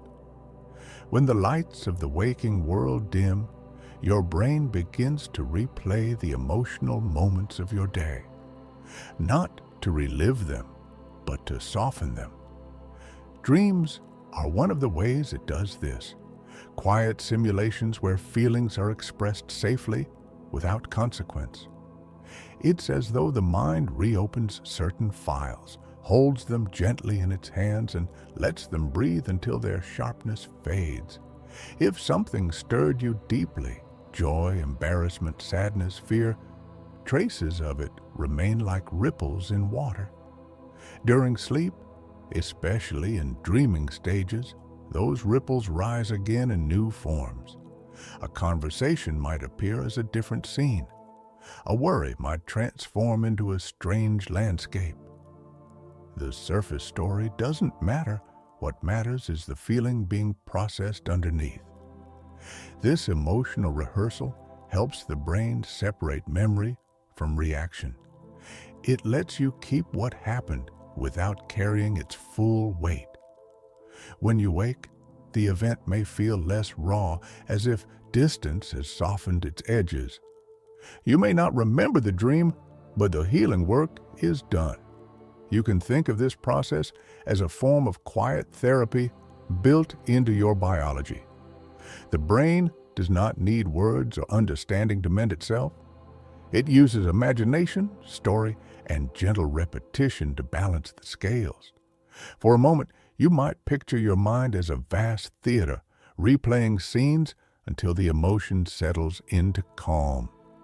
Soon, we'll look closer at how the brain does this, how it rehearses worries safely, keeping them contained in dreams so they don't spill over into waking life, and how this nightly practice helps protect your peace.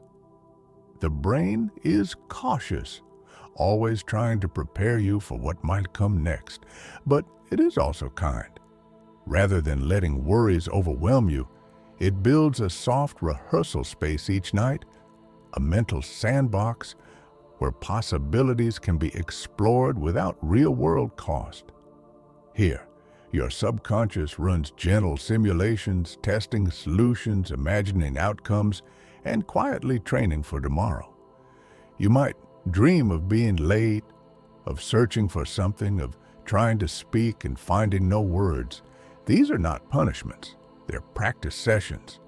The brain is replaying themes of uncertainty and control, helping you process them safely.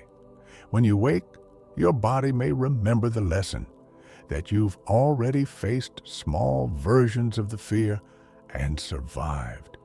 Even outside of dreams, this rehearsal happens in lighter stages of sleep. Networks that manage planning and prediction run subtle background checks, replaying the day's tensions in softened form. Each cycle reduces their charge, turning sharp edges into dull curves. This is why, after rest, worries often seem smaller, more manageable. Sleep doesn't erase them, it contextualizes them. It places them among all the other memories of safety, care, and belonging that make up who you are. For a moment, you might imagine your brain as a careful craftsman, sanding down rough wood till it feels smooth under the hand. Soon, we'll explore another side of this process, how the brain, while calming fear, also rekindles warmth, how it returns you to memories of connection and love, ensuring that even as it repairs and edits, it keeps the heart open and ready for joy. Not every replay of emotion is about fear or tension. Many are about love, the quiet, grounding sense of belonging that keeps the nervous system balanced. As you sleep, your brain revisits faces, voices, touches, and moments that reminded you of connection. These memories glow gently like embers in the dark, warming the circuits that hold your sense of safety. When you dream of someone you care about, or simply feel a soft presence near you, it may be the brain's way of reactivating those networks of calm and trust. The chemicals involved in love, oxytocin, serotonin, dopamine, are not just for waking hours. They continue their gentle work at night, reinforcing bonds that help you feel stable and cared for. Even loneliness is answered here. The brain soothes it with imaginary company, with dream conversations and scenes that fill the silence. This is not illusion, it's emotional maintenance. The brain ensures that even when you sleep alone, your sense of connection remains intact. For a moment, you can let yourself feel that warmth, not a specific memory, but the idea of being cared for, of once being held, of belonging somewhere. The body responds instinctively. Breathing slows, muscles loosen, and a quiet sweetness spreads through the chest. By morning, this renewal of connection helps you face the world with more openness. It reminds you that you are wired for companionship, that care is not lost just because you're asleep. Soon, we'll turn to how your brain uses dreams to integrate these emotions, transforming them into the subtle wisdom and calm that you carry into the new day. As night deepens, your brain begins its most delicate task, weaving together emotion, memory, and meaning into something whole. Dreams are the loom where this weaving takes place. Each thread is a feeling, each image a symbol drawn from the library of your life. The result is not a clear story, but a tapestry of understanding that helps you wake a little lighter. In this space, your brain is not trying to make sense the way you do when awake. Instead, it lets emotions find their natural shapes. Joy may appear as light, sadness as water, fear as a labyrinth. These metaphors rise from deep within you, allowing feelings to express themselves in safety and silence. You might never recall these dreams, but they leave behind traces, a calm after-release, a quiet readiness to move forward. The science behind this is simple yet beautiful. During REM sleep, emotional centers like the amygdala remain active while stress chemicals decrease. The result is an environment where strong feelings can be revisited without the surge of alarm that accompanies them during the day. The brain replays, softens, and reframes. For a moment, you might imagine your mind as a quiet painter mixing the colors of the day with shades of peace. The artwork isn't meant to be displayed, it's meant to restore balance within you. Soon, we'll explore how this process of integration helps build resilience, how every night your brain uses sleep to rehearse calm, strengthen your emotional footing, and prepare you to meet the next sunrise with steadier hands and a quieter heart. Each night, while you rest, your brain strengthens its foundations, not through force or struggle, but through rhythm and repetition. Every cycle of deep sleep and dreaming helps rewire emotional pathways, teaching your mind to recover more easily from stress. Resilience isn't toughness, it's flexibility. It's the ability to bend without breaking, to feel deeply and still return to center. As you sleep, circuits involved in fear and reward communicate softly with one another, rebalancing their signals. The brain practices returning to calm after activation, learning again and again that every surge of emotion eventually fades. This practice is invisible, but its effects are powerful. Fewer sharp reactions, steadier breathing, more patience with yourself and others. It's easy to forget that growth can happen in silence. While the conscious mind dreams, the deeper self is rebuilding trust in life itself. Even memories of pain are stored differently after sleep, less as danger, more as understanding. You may wake not knowing why, but feeling a little steadier, as if someone inside you quietly straightened the furniture while you rested. For a moment, you can thank this process for happening without your help. Your only task is to sleep. And even when sleep feels distant, the attempt itself begins the repair. Soon, we'll look at what the brain does with all this new clarity, how it wakes in the morning, ready to greet light, memory, and motion, refreshed and slightly renewed from the night's invisible work. Somewhere in the early hours, your brain begins to stir. The deep waves grow smaller, the cycles of dreaming shorten, and the outer world begins to return. It's not an abrupt awakening, but a gentle gathering of light.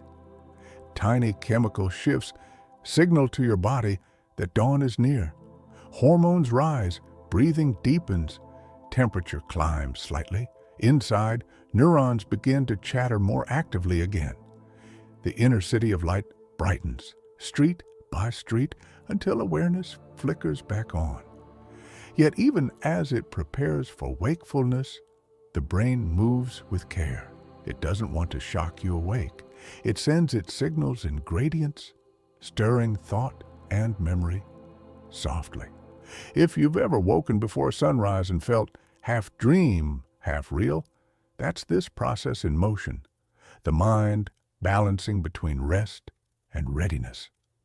You might recall small images from dreams, feel the echo of an emotion, sense your muscles remembering the weight of the blanket, All of this is the brain's slow ascent back toward day. In this transition, it checks its systems. Are we safe? Are we ready? Is the rhythm steady? When the answers are yes, awareness opens like a window, letting in the first pale light.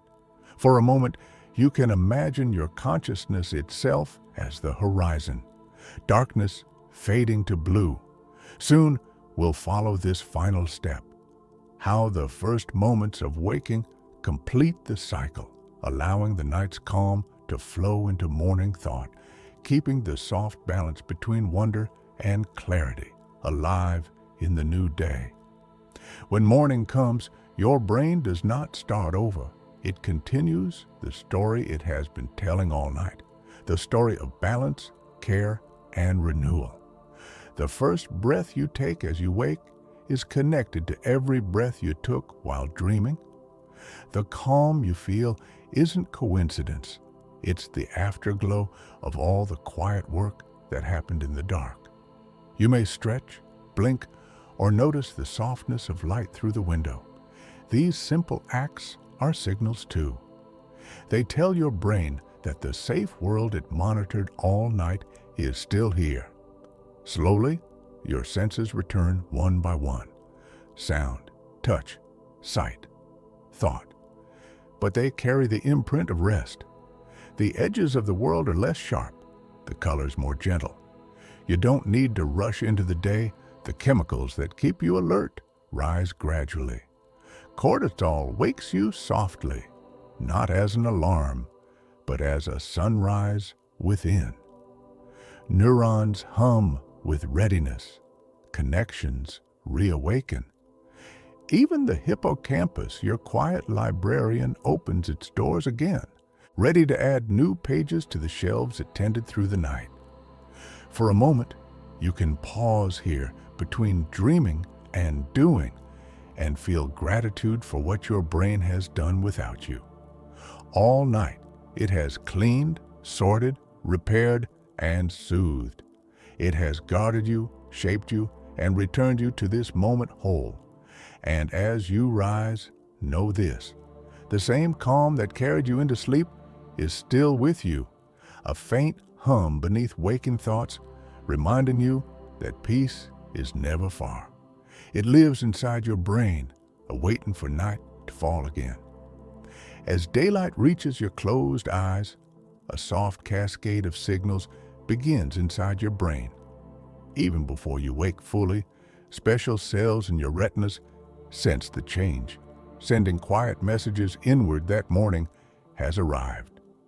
The response is immediate but gentle, a biological light switch turning on by degrees. Melatonin, the hormone of darkness, begins to fade, and other messengers rise to take its place, whispering that it's time to move, to think, to greet the world. Your brain doesn't leap to full brightness. It blooms like dawn. Circuits in the hypothalamus start to rouse the rest of your system. The heart beats a little faster, your breath deepens, blood pressure climbs, all following a rhythm set by light itself. In these first minutes, the world inside and outside your body align again. If you let yourself wake slowly, you can feel this shift. The fog of dreams thins, replaced by clearer thought, but the softness lingers. There's a moment when your mind is open in both directions, still half inside the dream world, but beginning to sense the day. It's one of the calmest states your brain knows. This transition is sacred to your biology. It's the mirror image of falling asleep, the rising half of the nightly cycle that has shaped life for millions of years. Light tells the brain it's time to begin again, but gently. For a moment, you might feel that connection, how your inner rhythm follows the sun's, how every dawn is an invitation to return to yourself. Soon, we'll follow how this awakening rhythm sets your mood and focus for the day. How the simple act of stepping into light, becomes nourishment for both mind and emotion. Light is not just something you see, it's something your brain eats. The first natural light that touches your eyes each morning is like breakfast for your circadian system.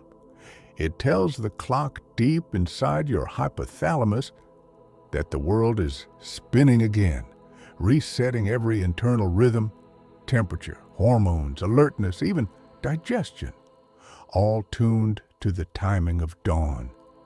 When photons hit the retina, they travel down special nerve fibers that don't form images, but carry timing. They deliver their message straight to the suprachiasmatic nucleus, the brain's master clock.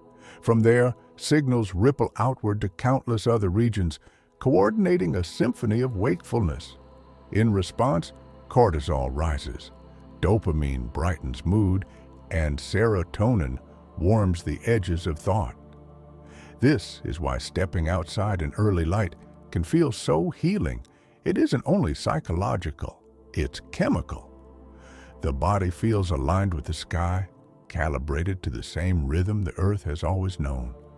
For a moment, you can imagine that light seeping gently through your eyelids, reminding every cell that it's time to breathe and begin again. Even cloudy mornings work. Even a short moment near a window can be enough. The brain measures brightness on a logarithmic scale. A little natural light carries more information than hours under artificial glow.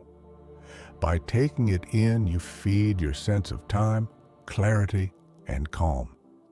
Soon, we'll see how this light-driven rhythm guides the brain's mood centers through the day, how the same sunlight that wakes you also fuels focus, joy, and emotional steadiness from morning through evening.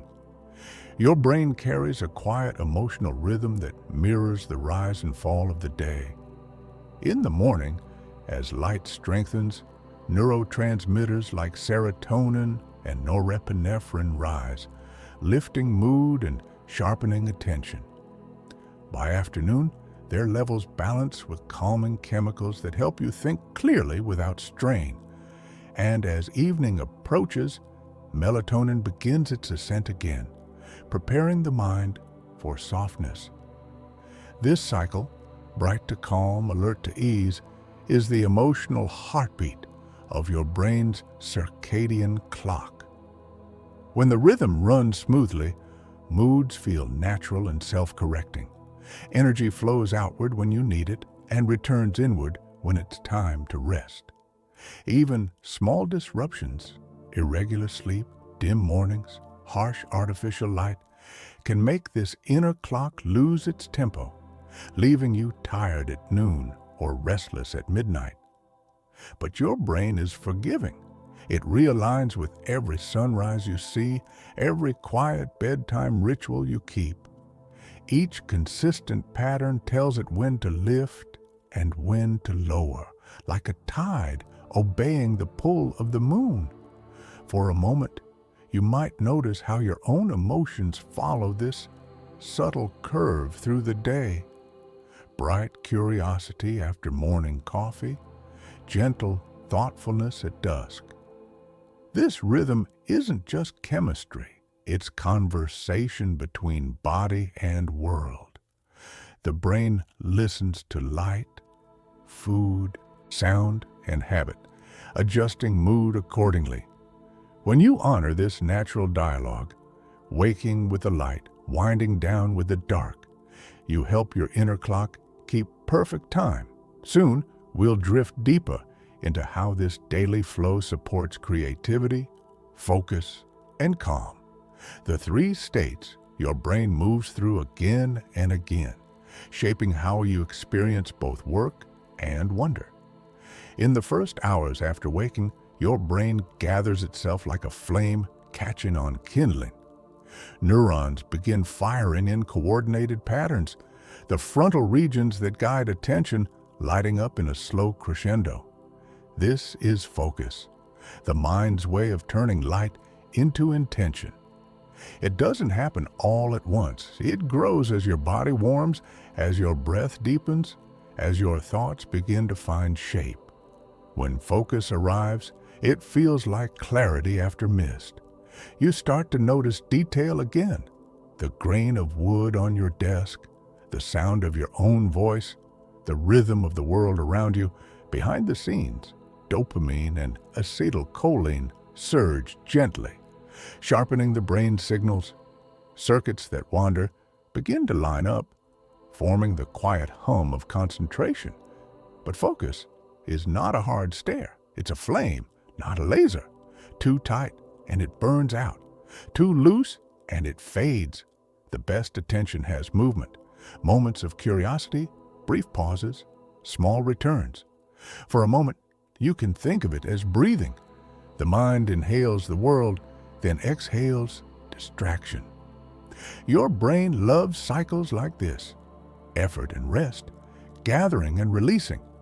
It can hold focus best when it knows that stillness will follow. That's why the most creative thoughts often arrive not during strain, but during softness. The brain learns in pulses, just like its waves at night.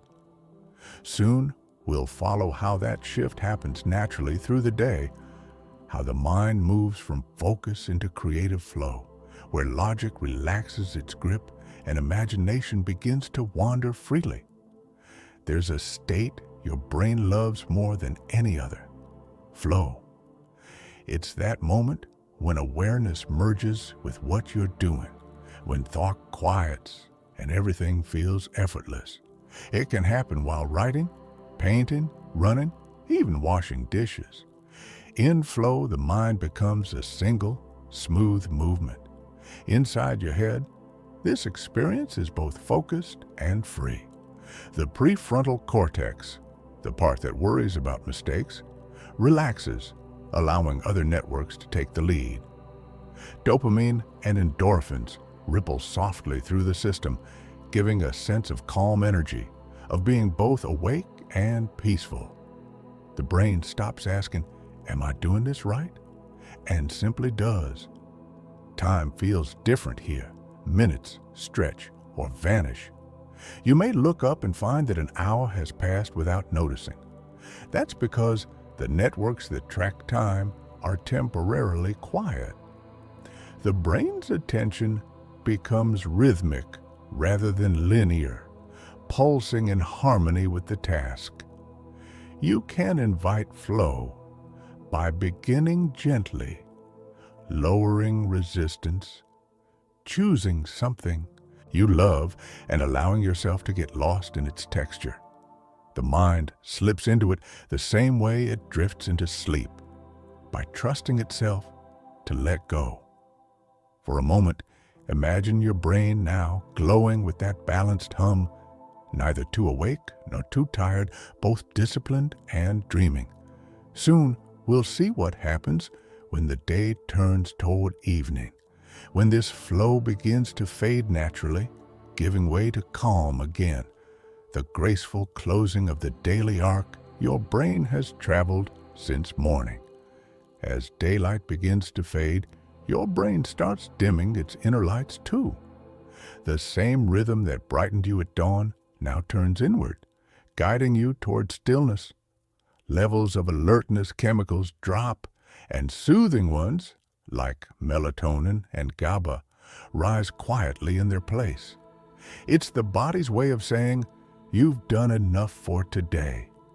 In these hours, the mind begins to loosen its grip on goals. Thoughts stretch out, slower, softer. You may find yourself reflecting, remembering, or simply staring at the changing light outside. None of it is wasted. It's the transition your brain needs to bridge the world of doing and the world of resting. Screens and bright lights can confuse this process, keeping the inner day alive too long. But when you dim the lamps, lower sounds, and move a little slower, your biology responds immediately. The prefrontal cortex relaxes, the inner chatter quiets, and your attention becomes less focused on tasks and more attuned to feeling. For a moment, you can sense this turning inward. The brain stops reaching outward to manage the world and begins tending to itself again, preparing for the return to the night's steady rhythm. You might feel your breathing change, your gaze soften, your pulse grow slower. Soon, we'll step fully into this evening descent, watching how the brain uses darkness not just for sleep, but as a sacred space to reconnect, to process, to release, and to remember its oldest language, stillness. As the night deepens, your brain begins to loosen its hold on the tight patterns of the day, the tasks, the lists, the conversations that once felt urgent slowly slide to the edges of awareness. Circuits in the thinking parts of your brain, especially the prefrontal cortex, start to rest their constant analysis. They do not vanish, they simply step back, giving older, quieter systems more room to breathe. In this softer state, thoughts still appear, but they have less force behind them. Instead of marching in straight lines, they drift like leaves on water, turning gently in the current. Your brain is practicing something important here, the art of not gripping every idea. It is learning again that not every question needs an answer before sleep. You might notice familiar worries returning for a moment, like distant echoes. But in the dimmer light of evening, the emotional centers of your brain are already beginning to calm. Stress chemicals fall, soothing messages rise, and the same thoughts that felt jagged at noon now pass with smoother edges. For a moment, you can watch them come and go, knowing your brain is already working to soften them for the night. Soon, we'll see how this loosening continues as you prepare for bed. How small rituals, gentle breathing, and simple kindness toward yourself help your brain complete the shift from managing the day to allowing rest, from holding on to quietly letting go. And if part of you still wants to stay on guard, that is your brain trying to protect you. You can thank it and let it know that rest is safe. Even that part begins to loosen. As you move closer to sleep, your brain begins a gentle act of surrender. The systems that kept you scanning the world for threats start to hand their duties back to deeper rhythms, heartbeat, breath, and the slow waves of drowsiness. You do not have to force this surrender. It is woven into your biology. Letting go is not forgetting everything that happened today. It is simply placing the day down for a while, the way you might set a heavy bag by the door. The memories are still there, but your brain no longer needs to balance their weight in its hands. It can trust that they will be waiting in the morning, lighter and more organized after the night's quiet work. For a moment, you can imagine all the unfinished tasks, the unanswered messages, the unresolved questions gathered into a soft bundle on a nearby shelf. Your brain knows they exist. It also knows that staying awake with them will not complete them any faster. So it does something wise. It loosens its focus, allows details to blur, and lets your awareness shrink down to this simple moment of lying here. Surrender is not weakness. It is cooperation with the way your brain was designed. By closing your eyes, slowing your breath, and allowing your thoughts to drift without chasing them, you are telling your nervous system, you don't have to hold everything right now. In response, it begins to release its grip, one quiet layer at a time, making space for sleep to come find you, gently, in its own time. If part of you wants to stay on guard, That is your brain trying to protect you. You can thank it and let it know that rest is safe. Even that part begins to loosen. Across a full day, your brain is writing a story it knows the night will help complete. Every experience, every emotion, every small decision becomes a thread waiting to be woven into something steadier. Waking and sleeping are not separate worlds. They are two movements of the same long breath. During the day, your brain reaches outward. It gathers information, forms plans, solves problems, and navigates countless little social moments.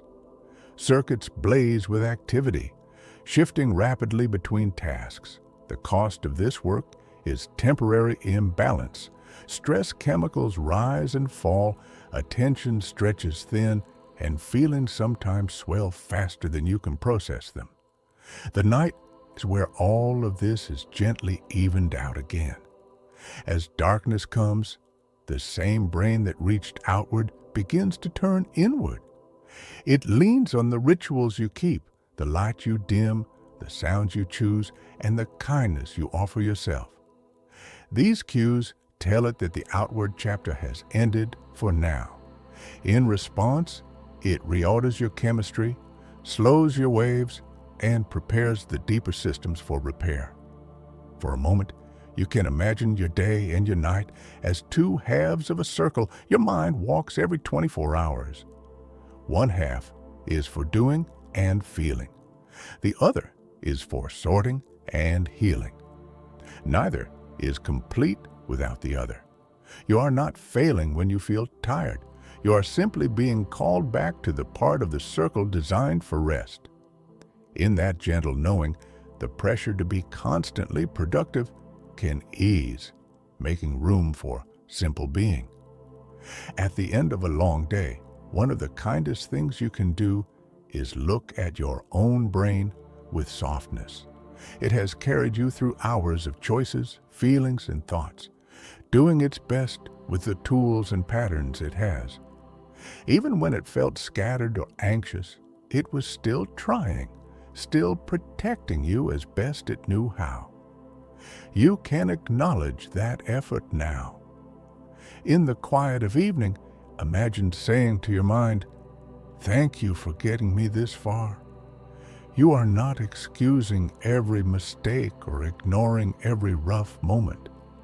You are simply recognizing that this organ, warm and busy inside your skull, has worked without a break since the moment you were born. For a moment, you might picture your brain as that old friend you met earlier in the journey. Tired around the eyes, perhaps, but still sitting beside you, still watching the door. When you offer it kindness instead of criticism, something inside relaxes. Tension that once held your thoughts in tight loops begins to loosen, making space for rest. Holding your brain with kindness doesn't require perfect affirmations or complicated rituals. It can be as simple as placing a hand lightly on your chest or forehead, breathing slowly, and letting one gentle thought repeat. You've done enough for today. We can rest now. As that message sinks in, your nightly rhythms take over. The city of light inside you dims to a soft glow. The storyteller quiets its voice, and the waves of sleep begin to rise. You do not have to guide them. All you have to do is allow yourself to be carried, trusting that this brain, imperfect and devoted, will keep watch while you drift into the dark. It has always been here with you. When sleep carries you deep enough, the borders of waking reality begin to dissolve. Your brain, no longer bound by the rules of daylight, begins to build worlds out of memory and imagination. The prefrontal cortex, the part that demands logic, relaxes, and the sensory regions come alive again, replaying textures, faces, and sounds in combinations that have never existed before. In this state, your brain is both artist and audience, It sketches a scene, then steps inside it, believing it completely for a while. A hallway can stretch forever. A whisper can become thunder. Time folds and bends until a single moment feels endless. What's remarkable is how effortlessly the mind accepts these changes. The dreaming brain does not argue with itself. It simply explores. This exploration serves a purpose. By loosening its grip on realism, your brain can move emotions and memories around, testing them in new patterns. A fear you face today might appear as a storm. A hope might become a beam of light. You are not consciously in control, but some deeper part of you is still guiding the narrative toward balance. For a moment, you can imagine drifting through one of these inner landscapes, weightless, unbound, surrounded by familiar fragments, reshaped into something strange and beautiful. The dream brain is not escaping the world. It's reorganizing it, filing and polishing experience into softer form.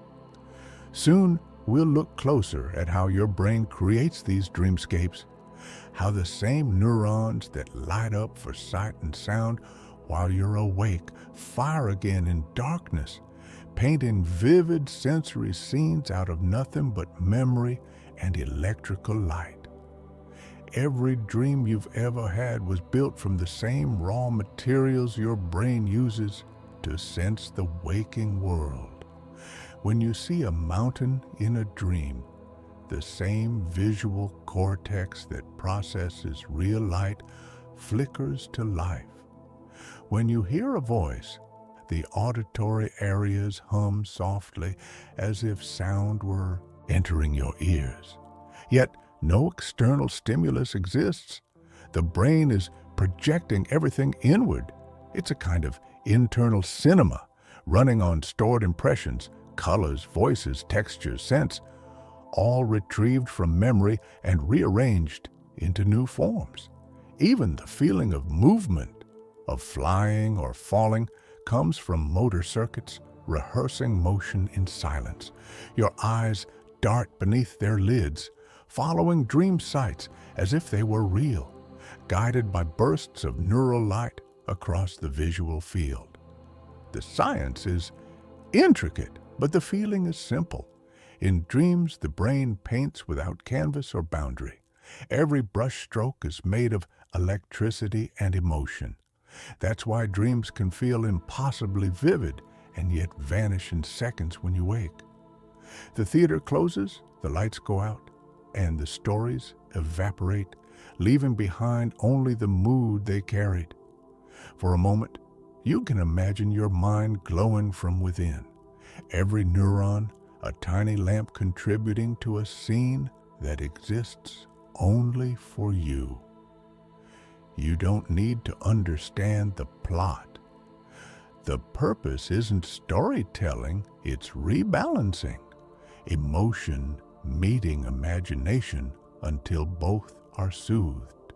Soon, we'll explore the stranger side of dreams, how your brain uses symbols and impossible logic to express things you didn't know you felt, and why even the most surreal images can carry messages of comfort and insight from your deeper self. The language of dreams is not spoken in words, but in symbols.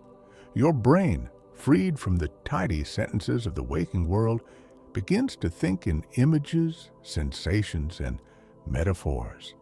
It says loss through empty rooms, hope through light at the end of a hallway, change through wings that unfold from your shoulders. None of this is random.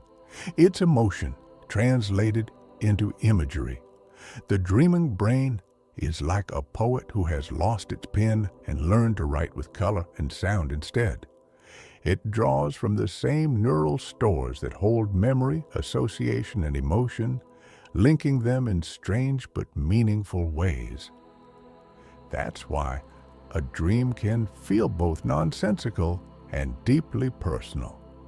Your mind is using symbols that only you can fully understand. This symbolic processing helps integrate emotion without words. A dream about running might release leftover adrenaline.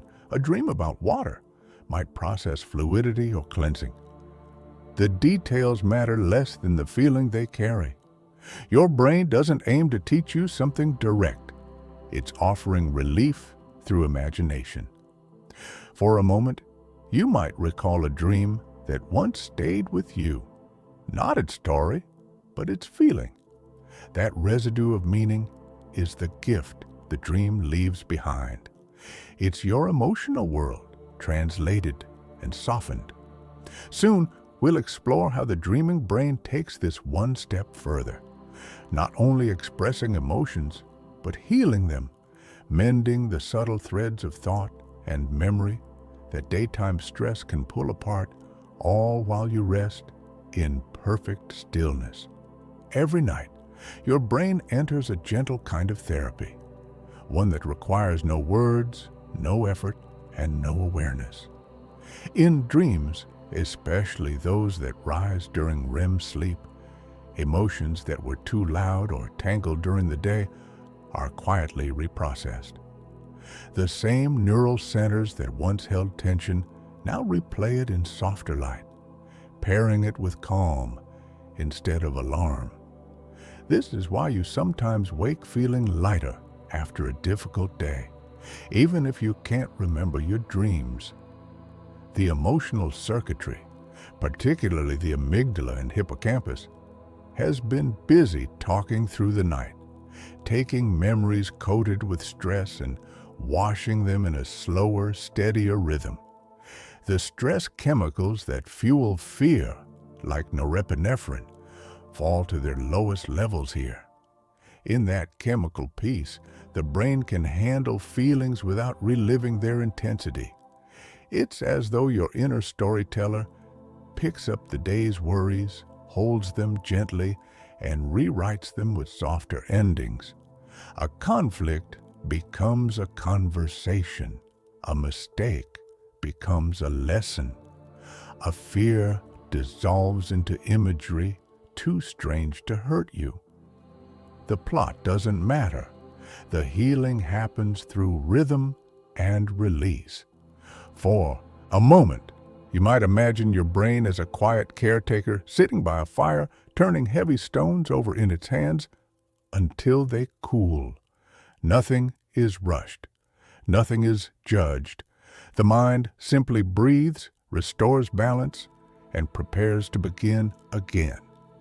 Soon, we'll follow how these healing dreams also spark creativity, how the same free-flowing process that mends emotion also connects distant ideas, letting inspiration rise like morning light through the fog of the subconscious. Dreaming doesn't only soothe emotion, it also connects dots your waking mind never thought to join. As the brain loosens its usual logic, imagination takes the lead. Distant memories, half-forgotten details, and ideas from different corners of your life float together, merging into new shapes. It's the purest form of creativity, unforced, boundaryless, silent.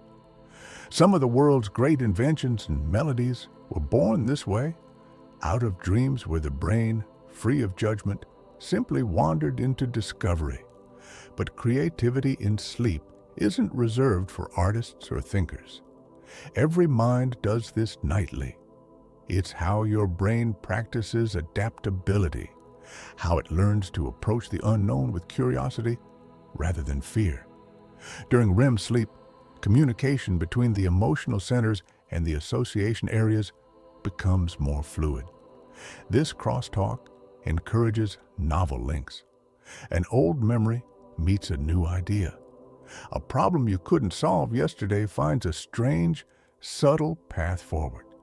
You may not recall the process, but its echoes show up later in insights, calm intuitions, or sudden understanding. For a moment, you might imagine your brain as a painter mixing colors in the dark, experimenting without fear of wasting paint. The goal isn't a masterpiece, it's movement. The mind stretching its boundaries to stay alive and flexible. Soon, we'll see how this creative freedom is balanced by deep maintenance. How after the flights of dreaming, the brain returns to quiet housekeeping, clearing the stage for the next night's play of light and feeling. As dreams fade and deeper stages of sleep return, your brain performs one of its most vital rituals, cleaning itself. Between the cells that carry thoughts and memories lies a network of tiny channels, the glymphatic system. During the day, these pathways are narrow, busy with signals, but at night they expand, allowing cerebrospinal fluid to wash through like a tide. This slow wave of cleansing removes metabolic byproducts, the gentle clutter left behind by a day of thinking, feeling, and learning. Proteins and waste molecules drift away, carried through the brain's delicate rivers and out toward the body's natural filters. It's quiet, invisible work, but essential. Without it, the machinery of thought would grow cloudy and tired. The process is guided by the same slow brain waves that mark deep sleep. With every pulse, fluid flows, neurons rest, and glial cells, the caretakers you met earlier, take their turn at sweeping and sorting. You might picture it like a night janitor walking through long, empty corridors, turning off stray lights and clearing away the dust of the day. You never feel this cleaning directly, but you feel its effects every morning. The sense of clarity, freshness, and lightness that comes after good rest. It's the brain's version of renewal, a nightly spring cleaning of thought itself. Soon, we'll follow how this purification helps the waking brain, how every night's quiet wash makes space for sharper attention, steadier moods, and the return of wonder when morning light arrives again. By the time the first pale light filters through your eyelids, your brain has already finished hours of invisible work. It has sorted memories, soothed emotions, repaired tissues, and washed away the molecular dust of thought. What remains is clarity, not loud or sharp, but soft, like air after rain. This renewal isn't magic, it's maintenance. Every system, from the smallest neuron to the largest network, has spent the night recalibrating. Electrical patterns have been tuned, chemical balances restored. The noise of the day, the static of too many signals, has been quieted, leaving space for attention and calm to return. That's why, after real rest, even ordinary things feel brighter. The world looks new because your brain is seeing it with freshly cleaned lenses. You might notice how the first thought of morning often arrives gently, like a bird testing the air before flight. That thought is a signal, proof that your mind's machinery has come back online, ready to build another day from silence. Even if you didn't dream vividly, even if sleep felt light or scattered, the repair happened. Your brain never wastes a night. It finds restoration in whatever time it's given. For a moment, you can thank it quietly, knowing it never once stopped working for you, even when you were unaware. Soon, we'll follow how this restored brain steps into a new day, how every morning the cycle begins again, turning the quiet lessons of night into clearer thoughts, steadier emotions, and a renewed capacity for awe. As you wake, your brain begins blending the peace of the night with the clarity of the coming day. It integrates what was learned and repaired, layering calm over cognition, stillness over motion. The process is seamless, a slow merge of two worlds that rarely meet consciously. Cortisol, The hormone that stirs alertness rises softly in the background. It isn't stress now, it's structure. It helps your senses re-engage and your mind organize itself. The prefrontal cortex, the planner, the decision maker, stretches after its rest and starts to hum again. Yet the emotional centers remain quieted, their edges smoothed by dreams. The result is balance, alert but not anxious, awake but still gentle. If you wake slowly enough, you can feel this integration happening. Thoughts emerge in a whisper, not a flood. The first movement of your body sends signals up the spine to the brain, confirming that the world is real again. You inhale, and the circuits for awareness light up like a sunrise over water. This blending is why morning can be so peaceful when unhurried. You are still half connected to the inner calm of the night, carrying its rhythm into daylight. Each morning gives you another chance to remember how to meet the world softly, with an alert mind and a rested heart. Soon, we'll move through this threshold into waking wonder, exploring how the refreshed brain perceives the world anew, how rest sharpens not just focus, but the capacity for beauty, gratitude, and quiet joy. After deep sleep, your senses reopen like windows after a long, silent night. The first light you see, the first sound you hear, the first cool breath you draw, all of them feel somehow more vivid. That's not imagination. It's your brain's reset in action. The visual cortex, rested and recalibrated, sharpens colors and contrast. The auditory system fine-tunes sensitivity. Even touch feels clearer, as though the skin itself has been polished by rest. But something deeper also changes. Perception widens. The brain, unburdened by fatigue, begins to notice small details it ignored yesterday. The pattern of sunlight on the floor, the weight of stillness before movement. These moments of heightened awareness are not just sensory, they are emotional. When the mind is rested, awe becomes easier to feel. This clarity has purpose. It's the reward for the night's discipline. The brain's way of saying, here is the world again. See it clearly. Each morning gives you another first chance.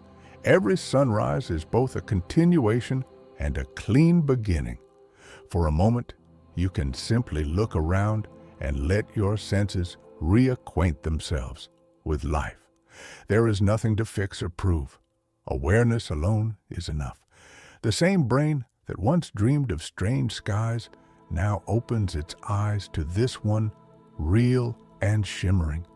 Soon, we'll close the circle, returning to the idea that began this journey, that your brain, from birth until this very moment, has never stopped caring for you, guiding you gently through light and dark, thought and sleep, waking and wonder.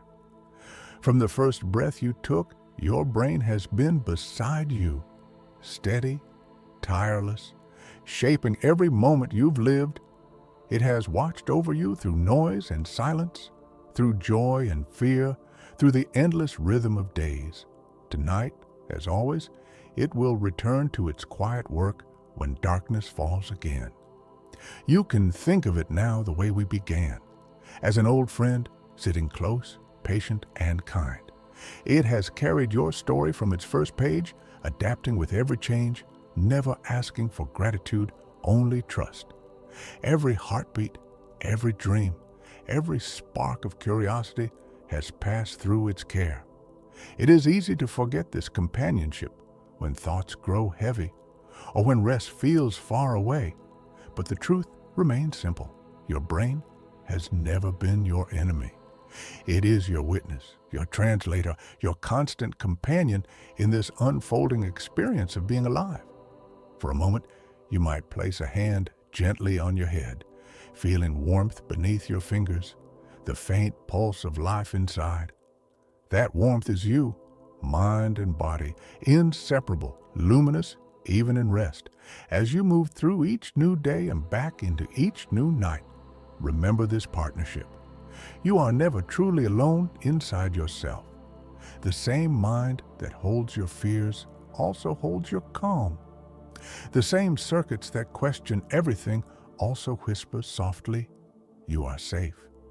And somewhere beneath thought, beneath words, that old friend will always answer, "I am here." Inside your skull, billions of cells fire in harmony, and somewhere in that harmony arises the feeling of you. But if you could look closer, there would be no single place where the self lives, no throne, no single spark of identity. The sense of I is a rhythm, not a structure. It flickers in patterns of activity that shift from moment to moment, built from memory, perception, and story. Your brain creates this feeling constantly, stitching together sensations, emotions, and thoughts into a seamless stream. But in truth, what it gives you is an illusion of continuity, a gentle trick meant to keep experience coherent.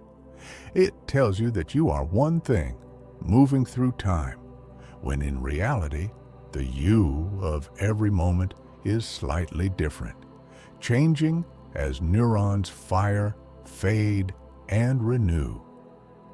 This illusion is not deception, it's kindness. It allows you to move through life without needing to rebuild your identity every breath, and yet when you begin to rest, when sleep draws near, this constructed self begins to soften. The storyteller in the mind grows quieter. The edges of identity blur. The brain lets the illusion loosen its grip. In that release, you are not lost. You're simply returned to something wider, the calm awareness beneath all stories. For a moment, you can feel the stillness that exists before the word "my." It is the same stillness that carries you through dreams, through the in-between spaces of thought and sleep. Soon, we'll see how this gentle fading of self serves a purpose, how losing the boundaries of I allows your brain to find deeper rest, repair, and peace beyond identity. Every night, as you drift toward sleep, your brain rehearses a small act of surrender. It lets go of the self. The voice that narrates your thoughts begins to quiet. The boundaries between me and world blur, and a more fluid awareness takes its place. This is not disappearance but transformation, the brain shifting from control to connection. Neuroscientists have watched this happen.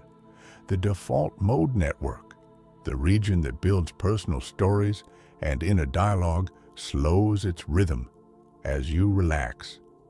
The parts that define where you end and the world begins grow less active. Consciousness thins into something broader, a field rather than a point. You stop being a character in a story and become part of the scenery, the breathing, glowing world itself. This fading is what allows rest to deepen. When the self loosens, there is less to protect, less to defend. The nervous system senses safety. The pulse slows, and the gates of sleep open easily. You are no longer the thinker. You are the breathing. You are the pulse itself. For a moment, you can feel what that's like, to exist without needing to perform identity. You are not a role, not a list of things to do tomorrow. You are awareness resting in a body that knows how to care for itself. Soon, we'll move deeper into this surrender, exploring how, when the self quiets, what remains is something vast and tender. The simple consciousness that witnesses everything and holds it with infinite calm. When the noise of thought fades and the edges of identity dissolve, what remains is not nothingness, but quiet presence. It is the same awareness that watched your first sunrise, the same that listens even now. This consciousness has no name or form. It exists before thought and after it, steady and luminous beneath all mental movement. Your brain is the stage where this awareness plays, but it is not the awareness itself. Neurons fire, chemicals move, and from their activity emerges the light of experience, the sense of being here. Every thought and memory floats within it like clouds drifting across a still sky.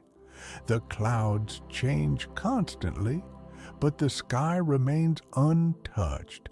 When you glimpse this stillness, even for a second, the entire mind relaxes. You don't need to solve anything or fix the world. You simply exist, quietly, completely. This awareness asks for nothing, judges nothing. It watches the rise and fall of thought the way the ocean accepts every wave. You can rest in this place whenever you remember to. It's not a skill, it's a return. Every moment of calm, every breath you take before sleep is a way of stepping back into this still witness, the part of you that was never anxious, never hurried, never separate from anything. For a moment, you can sense it now, the quiet hum beneath your thoughts, the gentle pulse that never stops. That is what your brain has been protecting and carrying all along, the simple awareness of being alive. Soon, we'll explore how this deep presence connects you not just to your own mind, but to everything else. How the same still awareness flows through every living being, linking you to the vastness of life itself. Every human brain is unique in its patterns, yet all share the same language beneath the surface. A quiet, electrical rhythm that hums through every life.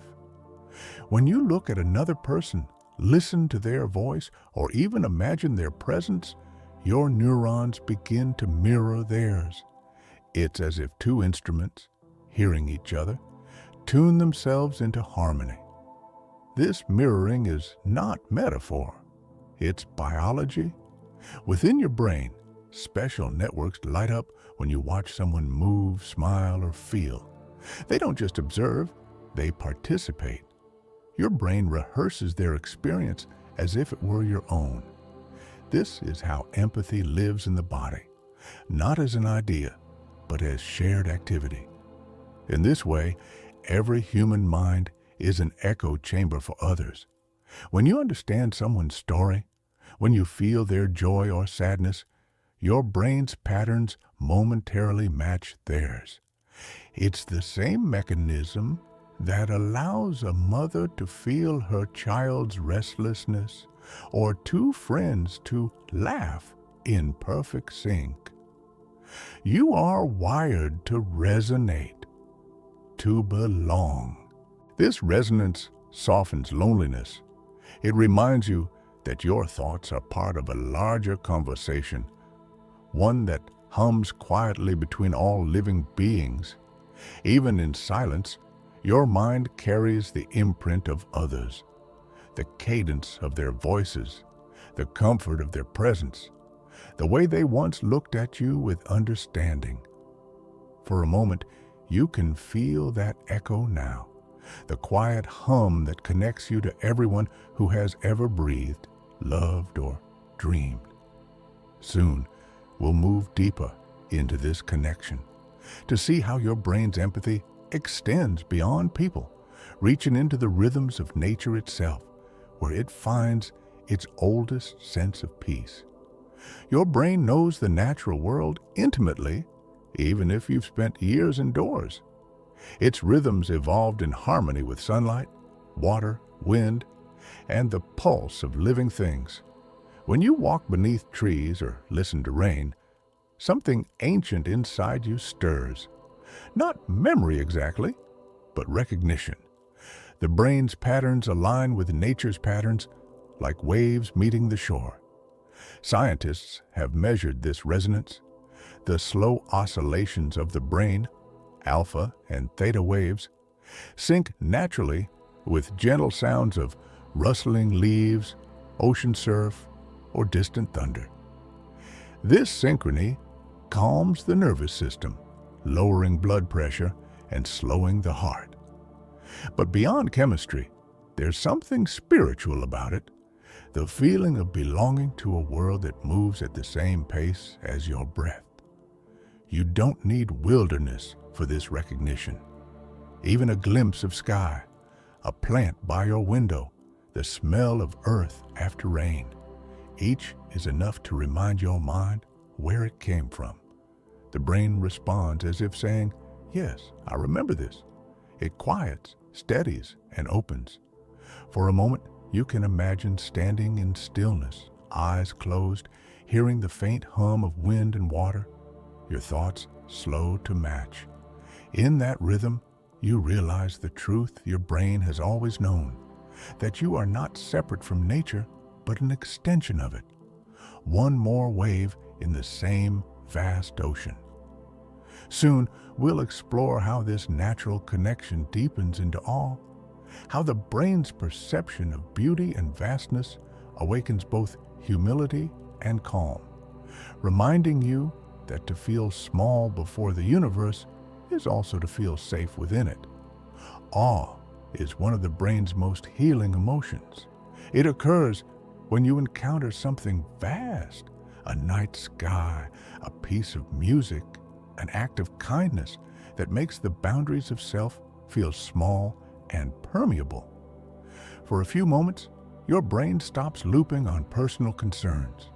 The default mode network, that quiet builder of I, falls silent. What replaces it is openness, an awareness that expands far beyond you. This state is not fear, but release. The brain shifts from analyzing to absorbing. Heart rate slows, time stretches, and perception widens. You may feel tears or silence or a rush of calm so complete it feels like weightlessness. In that instant, you remember what it is to belong, not as an individual, but as part of something immeasurable. Neurochemically, awe lowers stress hormones, increases oxytocin, and quiets inflammation. Spiritually, it brings you home to the simple fact that existence itself is astonishing. Your brain was built for this emotion. It thrives on moments that remind it of scale, mystery, and beauty. You can invite awe easily. Look at the stars, listen to a child's laughter, watch sunlight ripple through water. Let your attention soften and widen. The feeling that arises is the mind's deepest sigh, the same one that releases during sleep, meditation, or love. For a moment, let yourself feel that vastness now. This is your brain's way of praying without words, resting in the wonder of simply being. Soon, we'll follow how this sense of awe naturally turns inward toward gratitude, the quiet emotion that teaches the brain to hold the beauty of life with both humility and peace. Gratitude begins as a thought, but quickly becomes a feeling that spreads through the entire nervous system. When you recall something or someone you're thankful for, your brain releases a gentle mixture of dopamine and serotonin, the same chemicals that lift mood and calm fear. It's as if the mind, while remembering kindness, gives the body permission to rest. But gratitude is more than a pleasant emotion. It's a shift in focus. It redirects attention from what's missing to what's already present, from striving to receiving. In doing so, it rebalances your neural patterns, quieting the circuits that fixate on problems. The prefrontal cortex steadies, the amygdala relaxes, and perception softens. You don't need grand gestures for this medicine to work. It can begin with a single breath, with the memory of someone's voice, with the simple awareness that your brain, your heart, and the world around you are all still here, working quietly to keep you alive. Even the smallest gratitude, the feel of warmth, the taste of water, carries the same biological weight as joy. For a moment, you can pause and let something come to mind that you are thankful for, not to analyze it, just to feel it. Notice how the body responds. The breath slows, the chest opens, the mind grows softer. Gratitude doesn't demand you forget pain. It reminds you that light and shadow always coexist, and that even in the darkest hours, your brain can still find a reason to whisper, "Thank you." Soon, we'll explore how this practice of appreciation prepares the brain for deeper peace, how the quiet acknowledgement of what is transforms rest into meaning and meaning into serenity. Beneath all its activity, the sparks of thought, the cascades of emotion, your brain is built for balance. Every wave that rises within it seeks return to stillness. Peace, in this sense, is not something you achieve. It's something that remains when the storms pass. In moments of calm, the nervous system finds its equilibrium. The vagus nerve slows the heart, muscles unclench, and oxygen flows freely. Brain waves settle into slower patterns, alpha, then theta, the same rhythms that carry you towards sleep and meditation. It's the state your brain returns to whenever it feels safe enough to rest. This peace doesn't require perfection or silence. It can coexist with noise, with uncertainty, even with sadness. It lives underneath, like the quiet floor beneath rushing water. You've felt it before? In the pause after laughter, in the deep breath after tears, in the stillness of watching light move across a wall. That is the baseline your brain keeps returning to, no matter how far you stray. For a moment, you can touch it now. Let the mind stop searching. Let the body soften. The peace you feel is not something you've created. It's something you've uncovered, always waiting beneath the noise.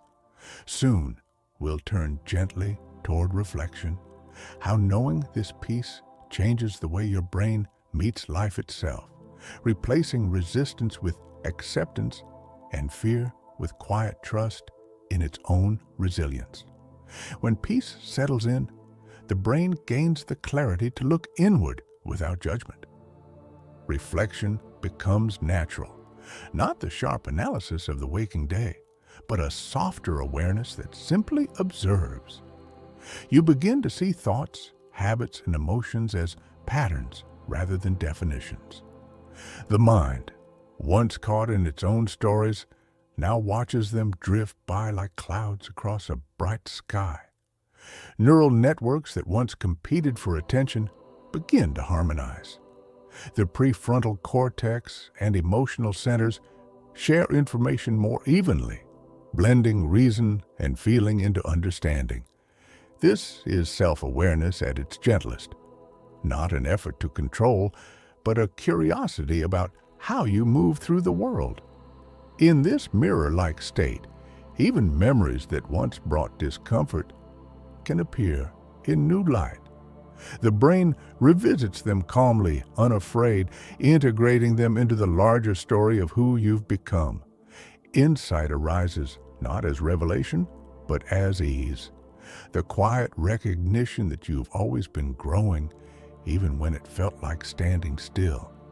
For a moment, you can sense your mind observing itself and notice how natural it feels, how compassion and clarity are not opposites, but partners. Reflection doesn't pull you away from life, it returns you to it, ready to engage again with openness. Soon, we'll reach the closing note of this long journey, the reminder that the same mind that reflects and rests, that dreams and thinks, that fears and heals, is your constant companion, It is both your instrument and your home, always carrying you through the rhythm of being alive. After all the science, the wonder, the dreams, what remains is simple. Your brain is your home.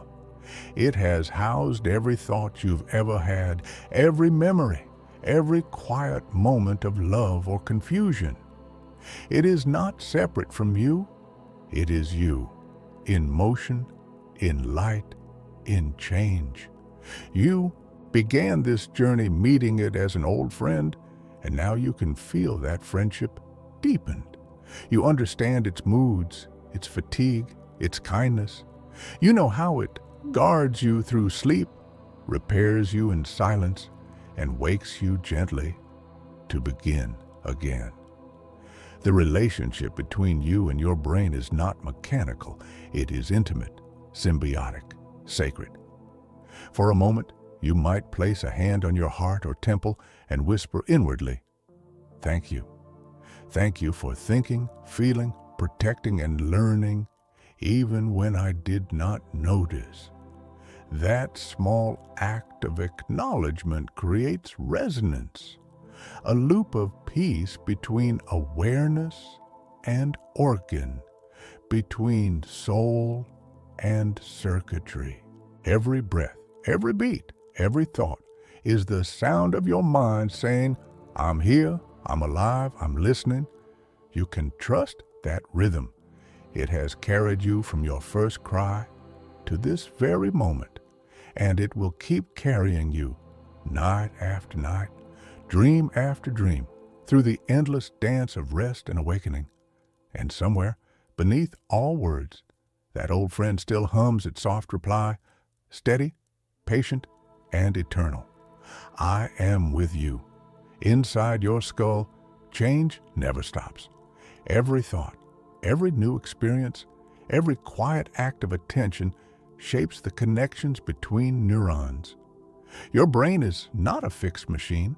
It is a living garden, pruning, growing, and rearranging its pathways in response to how you live. This power of renewal is called neuroplasticity, and it hums quietly inside you even now. When you learn something new, cells reach toward one another like vines seeking light. When you repeat an action or thought, those connections grow thicker, more stable, and when a habit fades, the unused pathways gently wither, making room for others to bloom. It's an elegant balance between creation and release. The gardener inside your head never rests. Sleep plays a vital role in this tending. During deep rest, the brain reviews its recent changes, strengthening connections that matter and trimming the ones that don't. Dreams weave new associations between distant ideas, ensuring that your mental landscape stays both ordered and wild, efficient and alive. You can nurture this inner garden with patience, not pressure. Curiosity, movement, kindness, and rest all act as sunlight and water for the mind. Even when you feel stuck, the soil is stirring beneath. New roots are forming quietly. For a moment, you can imagine standing in that inner garden, surrounded by shimmering networks of light. Each branch a memory, each leaf a possibility. Your brain is growing itself around your experiences, shaping you gently, endlessly. Soon, we'll see how these changes are guided by repetition and attention, how every small choice you make becomes a seed, shaping not just what you know, but who you become. Expanded narration, how repetition grows the mind's pathways. Every time you think a thought, practice a skill, or repeat a feeling, your brain strengthens the pathways that carry that signal. Neurons that fire together, wire together. A simple phrase that describes a profound truth. Repetition is how the mind builds structure from experience. Imagine walking through a field of tall grass. The first time you cross, the way is rough. Each step bends the blades only slightly. But if you walk that route again and again, a path begins to appear. The grass flattens. The route becomes easier to follow. The same thing happens inside your head. Every repeated pattern, a phrase, a movement, a belief, becomes a clearer trail for electricity to travel. This is why habits form and why practice works. The brain rewards efficiency, choosing familiar roads because they cost less energy. But the beauty of neuroplasticity is that you can always begin a new path. The old trails don't vanish, but they fade with disuse, leaving space for others to grow. Every night as you sleep, the brain reviews these trails, strengthening the ones you followed most and softening those you abandoned. It's a silent gardener walking the field, smoothing and replanting.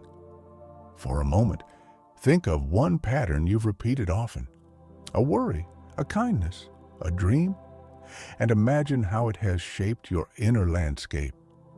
You are not fixed in those grooves. You are the one who can choose which paths to keep walking. Soon, we'll explore how attention, the simple act of noticing, gives power to this process, turning awareness itself into the sculptor of your ever-changing mind. Attention is the brush that paints your brain. Whatever you focus on, even for a few seconds, tells your neurons where to grow stronger connections. It is one of the most intimate powers you possess, to decide, moment by moment, what shapes your mind. When attention is scattered, the brain builds fragments, circuits that chase novelty, but lack depth. But when attention lingers, on a word, a sound, a breath, a feeling, the brain listens carefully, strengthening the networks that define what matters. This is why mindfulness, learning, and even simple curiosity have such lasting effects. They are acts of neural sculpting. Attention does not mean force, it means presence. When you attend to something fully, the brain synchronizes its rhythms, quieting the noise of distraction. It pours energy into whatever stands in the center of awareness. Over time, this becomes a kind of devotion, a shaping of identity. You become what you attend to, not in poetry, but in physiology. For a moment, you can feel this sculpting happening. As you focus on your breath or these words, your brain is subtly rewiring itself to favor stillness, connection, calm.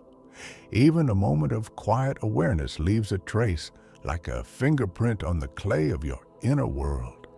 Soon, we'll see how this power of attention can heal old patterns, how directing awareness toward kindness, compassion, or curiosity can literally reshape the emotional architecture of your brain, allowing peace to grow where fear once lived. Every gentle thought you hold toward yourself leaves a physical mark in the brain. Acts of kindness are not only moral choices, they are rewiring events.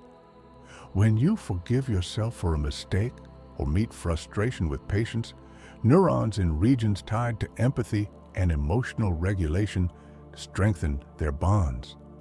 Over time, compassion becomes the mind's default language. This transformation is quiet. You might not feel it as it happens, but the chemistry shifts. Oxytocin rises, calming fear circuits. Serotonin balances, anchoring mood. Even the immune system listens and softens its alarm. To the brain, kindness feels like safety, and safety allows growth.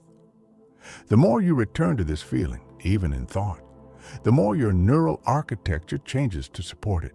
Imagine speaking to your own mind as you would to someone you love. Each word of understanding, each pause of patience becomes a signal. This is a safe place to heal. The brain takes that signal seriously. It opens pathways that were closed by shame or self-criticism, allowing learning, creativity, and rest to move freely again.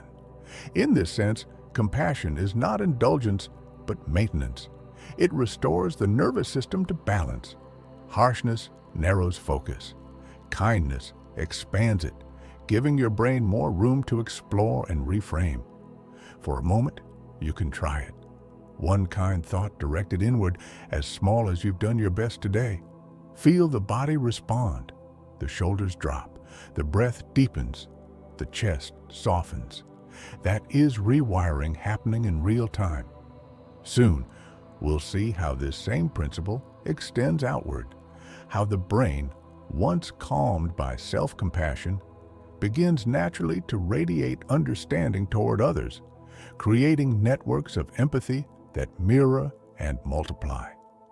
When your brain understands another person's feelings, it doesn't just imagine them, it echoes them. The same neural pathways that process your own joy or pain light up when you witness those emotions in someone else. This is the biological basis of empathy, a bridge of mirrored activity connecting two minds across the space between. This bridge isn't purely emotional, it's also structural.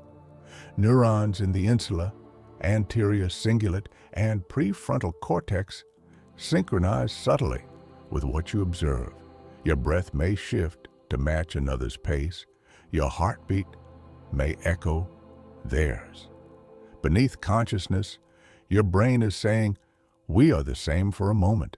When you practice kindness toward yourself, this bridge becomes stronger. The circuits that handle compassion within also govern connection without. That's why empathy grows not from perfection, but from peace, from knowing your own pain well enough not to fear it. The calmer your inner world, the more space your brain has to welcome others into it.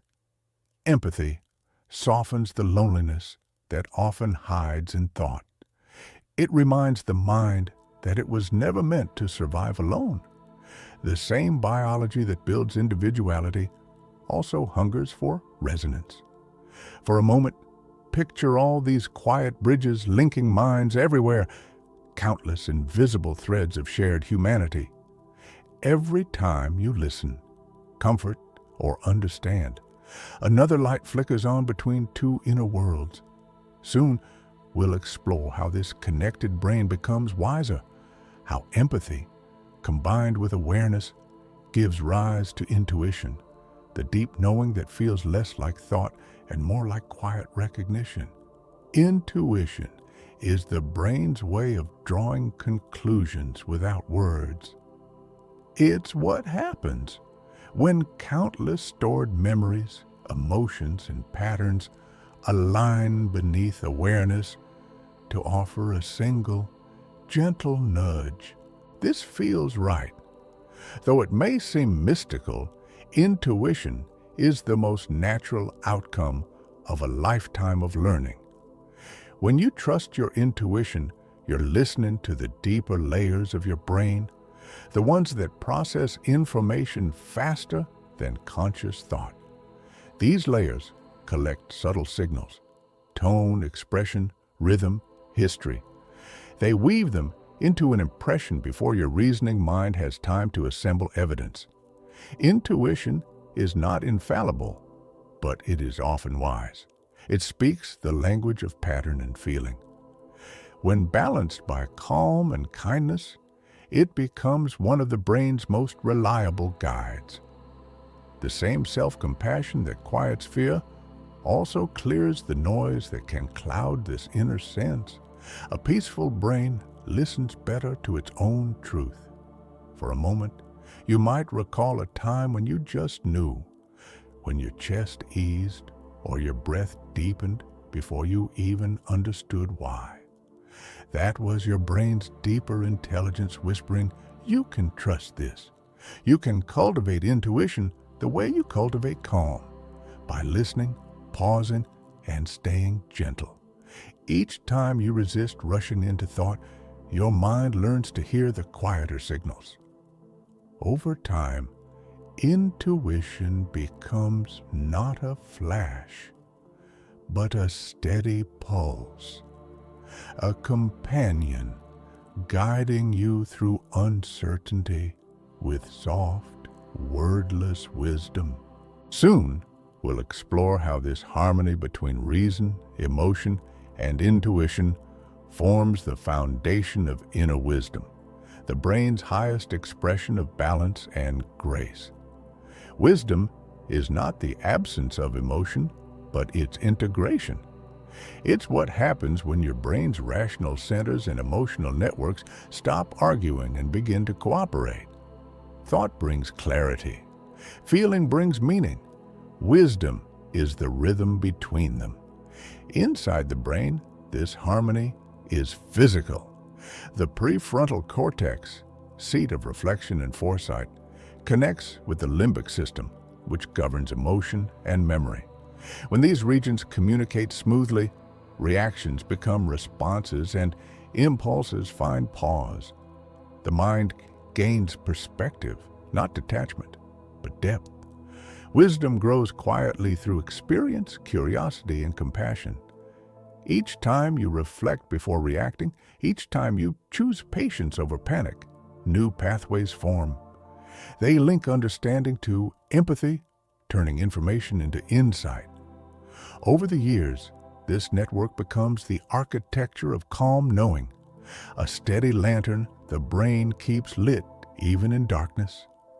You can feel this wisdom as a simple sensation, the breath that deepens when you understand something true, the soft certainty that doesn't need to be proved. It is not loud or dramatic. It arrives like dawn light through trees, gradual, tender, enough. For a moment, you might sense that inner steadiness now, not a thought, but a warmth behind thought.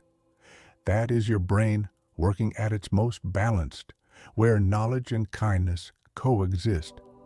Soon, we'll explore how this wisdom extends outward, how the same calm that guides you internally becomes a gift to others, radiating through presence, tone, and the quiet confidence that peace can be shared without a single word.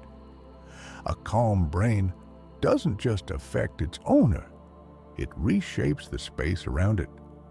When your nervous system finds balance, the signals it sends through posture, breath, and expression tell other brains, you are safe here.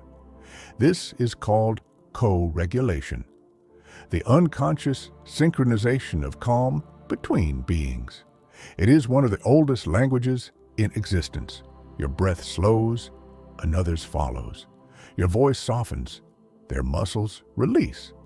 Without effort, your state of mind becomes a quiet offering of safety. This isn't mystical.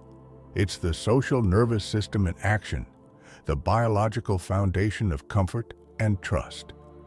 In this way, the calm you cultivate becomes a form of generosity. Every time you pause before reacting, every time you meet tension with steady presence, you teach the people around you that peace is possible. Their brains, sensing stability, mirror it and learn. You become, without knowing, a small lighthouse in the fog of daily life. Steady, luminous, enough. For a moment, imagine how many such lights exist in the world, glowing quietly in homes, hospitals, classrooms, kitchens. People whose calm ripples outward, unseen, but real.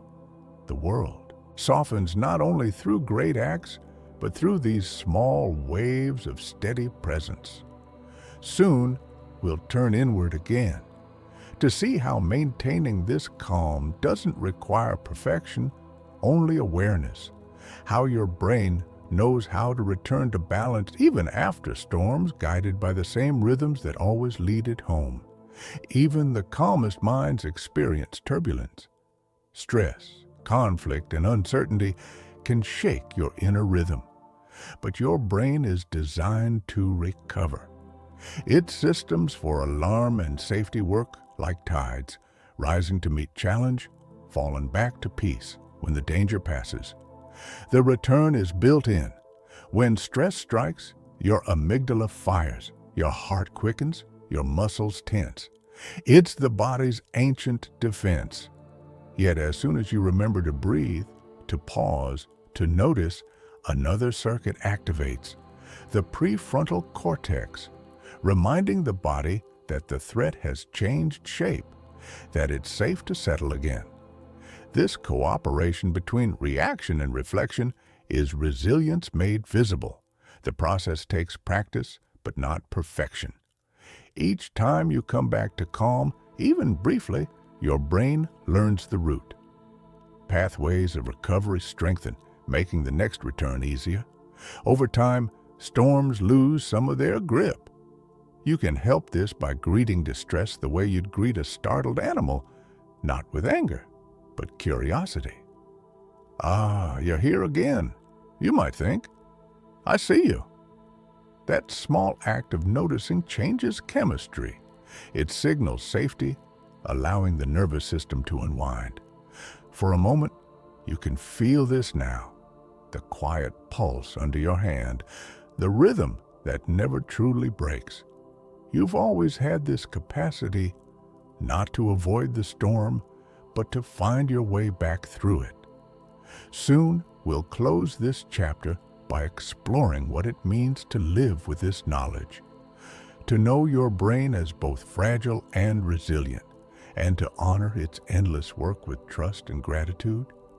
Your brain has weathered every season of your life, joy and loss, certainty and confusion, and yet here it is, still adapting, still learning, still holding you.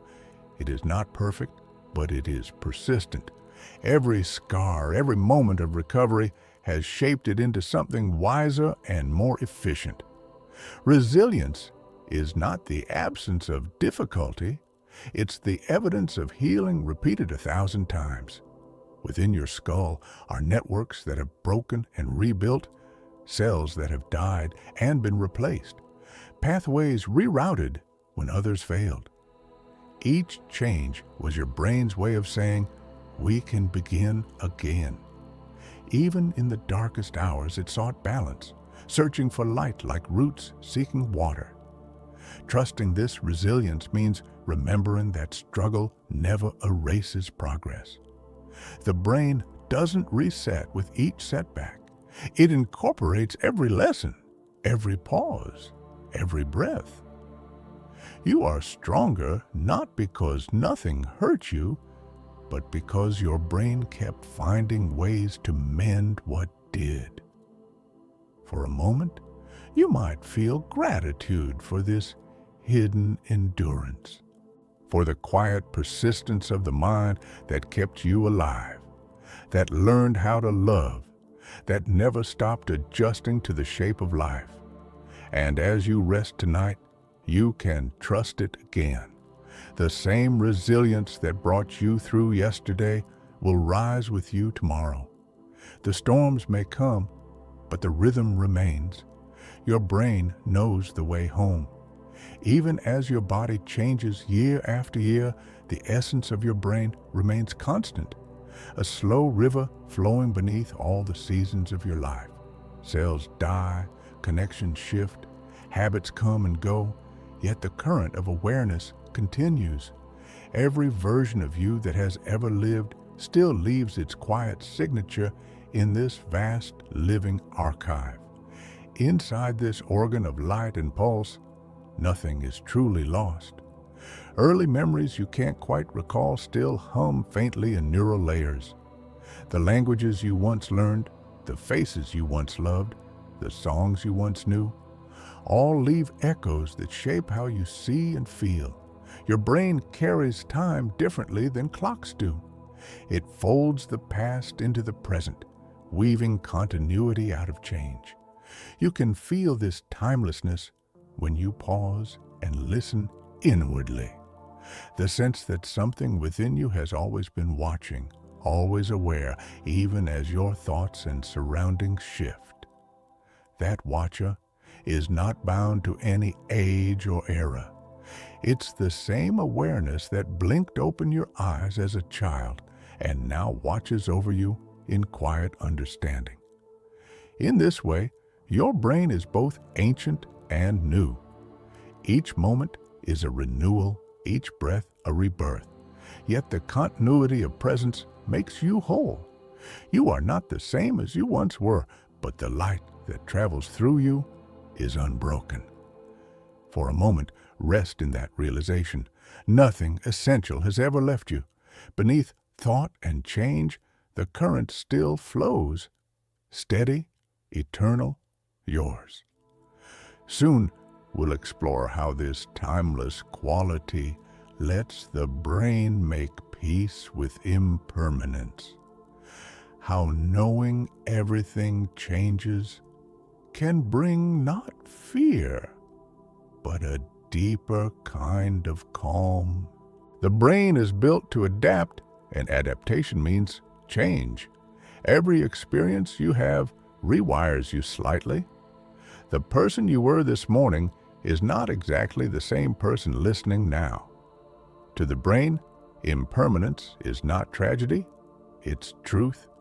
It is the rhythm that allows life to keep moving. When the mind resists change, tension grows.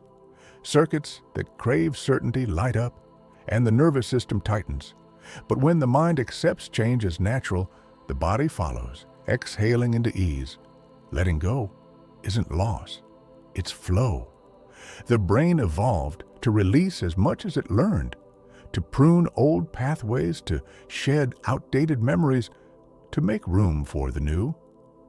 You can witness this in small ways every day. The way thoughts rise and fade, the way emotions pass through like weather. None of them stay forever, and none need to. The mind's strength lies in its flexibility, not its grip. For a moment, imagine standing by a river. Each drop of water rushes by, never the same twice, yet the river remains. Your thoughts, your moments, your life, they move like that water, and your awareness is the riverbed that holds them all. Accepting impermanence doesn't mean giving up. It means participating in the dance of constant renewal. You become lighter when you stop trying to hold what was never meant to stay. Soon, we'll explore how this acceptance leads to serenity, how the brain, when it finally trusts the flow of change, finds its truest peace in surrender. There comes a point in every cycle, whether of day, thought, or life itself, when the brain realizes it no longer needs to control. It's the moment before sleep, before stillness, when awareness loosens its grip and something larger takes over. That moment is surrender, the deepest calm a mind can know. In surrender, neural activity slows into harmony. The boundaries between systems blur. Body and mind move together like one wave. There's no more planning, no comparing, no resistance. The default mode network, that constant narrator, grows quiet. What's left is consciousness without agenda, pure being. This state isn't passive, it's alive in a different way. Your brain hums with balanced energy, neither striving nor collapsing. It trusts its rhythms, knowing it can let go, because the cycle will always carry it onward, from waking to sleeping, from tension to rest, from holding to release. You can practice this surrender in small ways. Each exhale is a rehearsal. Each moment of trust is a letting go. As the breath leaves, the brain receives the message, we are safe. We can rest now. For a moment, let yourself feel this peace, not something achieved, but something revealed when control fades. There is nothing to fix, no destination to reach, only the vast, gentle awareness that has been here all along, breathing through you. Soon, we'll step into the final movement, the closing reflections that unite everything: science and stillness, curiosity and comfort. Waking and sleep, reminding you that your brain story is and has always been the story of you. Every breath you take is a bridge between body and mind, between awareness and biology. Long before thought begins, the breath keeps rhythm, an ancient tide that the brain both controls and obeys. Each inhale wakes neurons in the brain stem, sending light through your system. Each exhale slows the heart, whispering calm to every cell. This rhythm is more than survival, it's communication. When your breathing quickens, your brain interprets alertness. When it lengthens, the vagus nerve tells the nervous system, we are safe.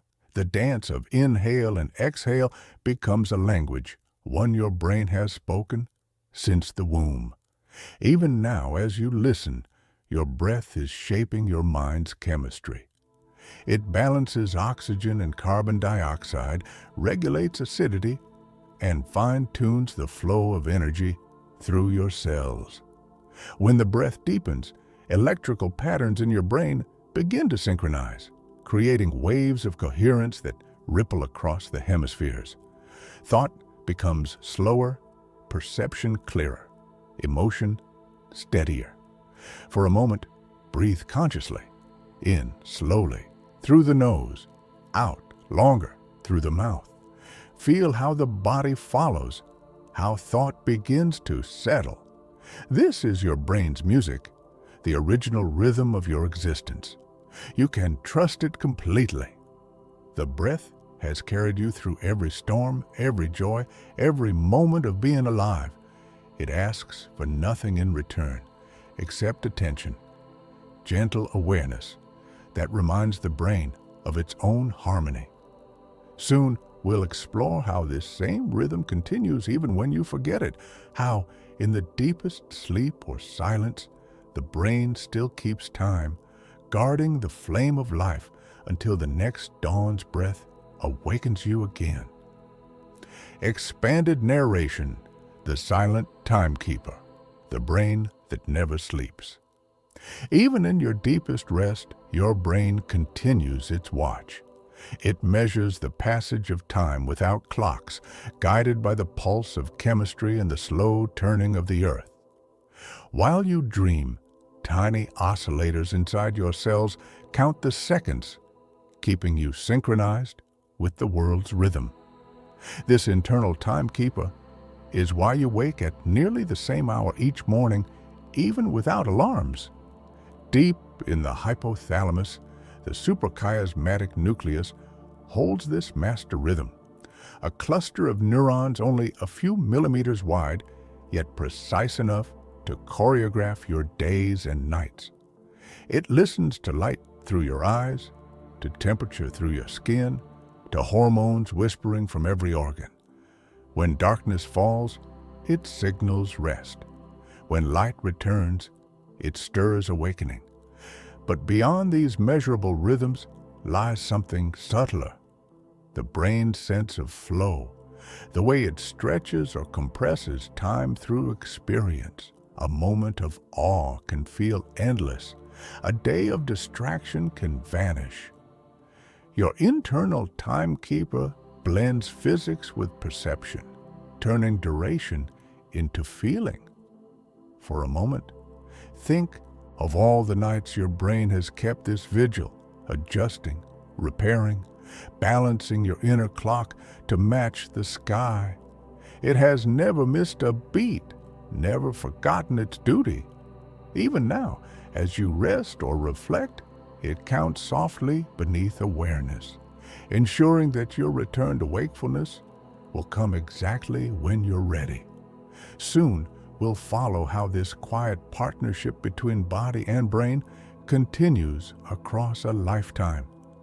How, even as years pass and memories fade, the same rhythmic intelligence holds you, guiding your story through time. Every moment of your life, every sound, every image, every heartbeat leaves a trace in your brain. Together, These traces form the ongoing story of you. It isn't written in ink, but in patterns of connection, in the subtle choreography of billions of cells. The story changes constantly, but the narrator remains the same, a living network of light that records without judgment. Some memories stay vivid, glowing like constellations. Others fade but never fully disappear. They blend into the texture of who you are. Each new experience weaves through the old, creating layers of meaning and continuity. This is how identity survives change, not through static memory, but through the rhythm of remembering and forgetting, of learning and letting go. Your brain tells your story not as a straight line, but as a spiral. Each day revisits old themes, adding small variations, refining understanding. It's why wisdom feels familiar, because it's built from countless repetitions of awareness, echoing through time. For a moment, imagine looking inward and seeing your story written in light. Threads of experience weaving through the dark, crossing, merging, forming patterns that only you could create. Every thought, every dream, every act of love has added color to that tapestry. You are both the author and the reader, both the story and the silence that holds it. And as the night returns, your brain will begin another chapter, written in the gentle language of dreams. Soon, we'll move toward the final reflection, the closing harmony between science and soul, the acknowledgement that the brain's endless work is not separate from life's beauty, but its truest expression. For centuries, we spoke of science and soul as opposites, one made of logic, the other of mystery. Yet, inside your brain, the two are the same song sung in different tones. The electrical sparks that carry thought are the same that kindle wonder. The molecules that govern memory also shape awe. Biology and spirit are not rivals. They are reflections of each other in the still water of awareness. Every scientific truth about your brain, every fact about neurons, chemistry, or sleep is also a love story. It tells of care so constant that you rarely notice it. Cells working through darkness, breath syncing with heartbeat, memory making meaning from chaos. These are not cold mechanics. They are acts of devotion, written in biology's handwriting, and the soul, that elusive sense of something infinite behind thought, may simply be the awareness of this devotion, the feeling of being alive and knowing it. The brain and the soul are two mirrors facing each other, creating endless depth. One reflects structure, the other reflects wonder. Together, they make consciousness possible. For a moment, you can feel both. The pulse of science inside your skull, the whisper of soul behind your breath. There is no conflict there, only harmony. A universe small enough to hold inside you and vast enough to hold you inside it. Soon, we'll follow this union toward gratitude, the quiet realization that every moment of awareness, every flicker of curiosity, every breath of peace is the meeting point of physics and grace. If you could thank your brain directly, how would you begin? Perhaps with the simple acknowledgement that it has carried you through every moment without asking for your awareness. It has kept your heart beating, your lungs expanding, your senses alive, even when you were lost in thought or sleep. Gratitude softens the edges of the self. When you think, thank you, blood flow increases to the prefrontal cortex, easing control and boosting empathy. The nervous system shifts from defense to connection. Your whole biology leans toward peace. Gratitude doesn't just feel good, It changes the wiring of the mind, aligning emotion and perception into a single calm chord. You can practice this now. Close your eyes if you wish and let one thought rise. Thank you, brain. Feel the subtle response, a deeper breath, a quieter pulse. It's as though your body understands the language instantly. Gratitude is the bridge between awareness and physiology, the simplest form of healing. There's beauty in knowing that your brain has never stopped for a single heartbeat. It has labored and adapted in silence, rebuilding itself nightly, translating pain into understanding and confusion into wisdom. To say thank you is to recognize that constant loyalty, the quiet guardian you met at the beginning of this journey. Soon, we'll bring that gratitude into stillness, the place where words end and only peace remains, where your brain rests in its natural rhythm, the one it has known since the very first moment you opened your eyes to light. After all the activity, all the dreaming, all the learning, your brain longs for only one thing: rest. Not the restless pause between tasks, but the deep cellular peace that comes when nothing is demanded and nothing is withheld. In this rest, neurons fire slowly, harmoniously, like embers breathing together in the dark. Rest is where integration happens. All the fragments of your day, sensations, thoughts, emotions, settle like dust and become part of the landscape. The brain doesn't stop during this time, it shifts purpose, turning inward to repair and renew. It's a sacred kind of work, one that requires no participation from you beyond permission. This rest is also where you meet yourself without performance. The layers of identity fall away, and the timeless awareness beneath thought comes forward again, quiet, steady, present. The brain's rhythm slows to match the heartbeat, and the mind becomes a soft mirror reflecting only stillness. You don't have to earn this rest. It is your birthright. You can return to it any time, through sleep, through breath, through moments of silence that let the world fade for a while. For a moment, you can feel it now, the hush between breaths, the still current beneath thought. That is your brain at peace, the culmination of all its work. Soon, we'll arrive at the final reflection, a farewell and a promise that the brain, your oldest companion, will keep watching over you as you drift into the quiet, carrying your story into another gentle night. Expanded narration, The Quiet Guardian. Closing reflection. You began this journey by meeting your brain as an old friend. Now, you know how true that is. It has been with you through every storm and silence, through every joy, fear, and dream.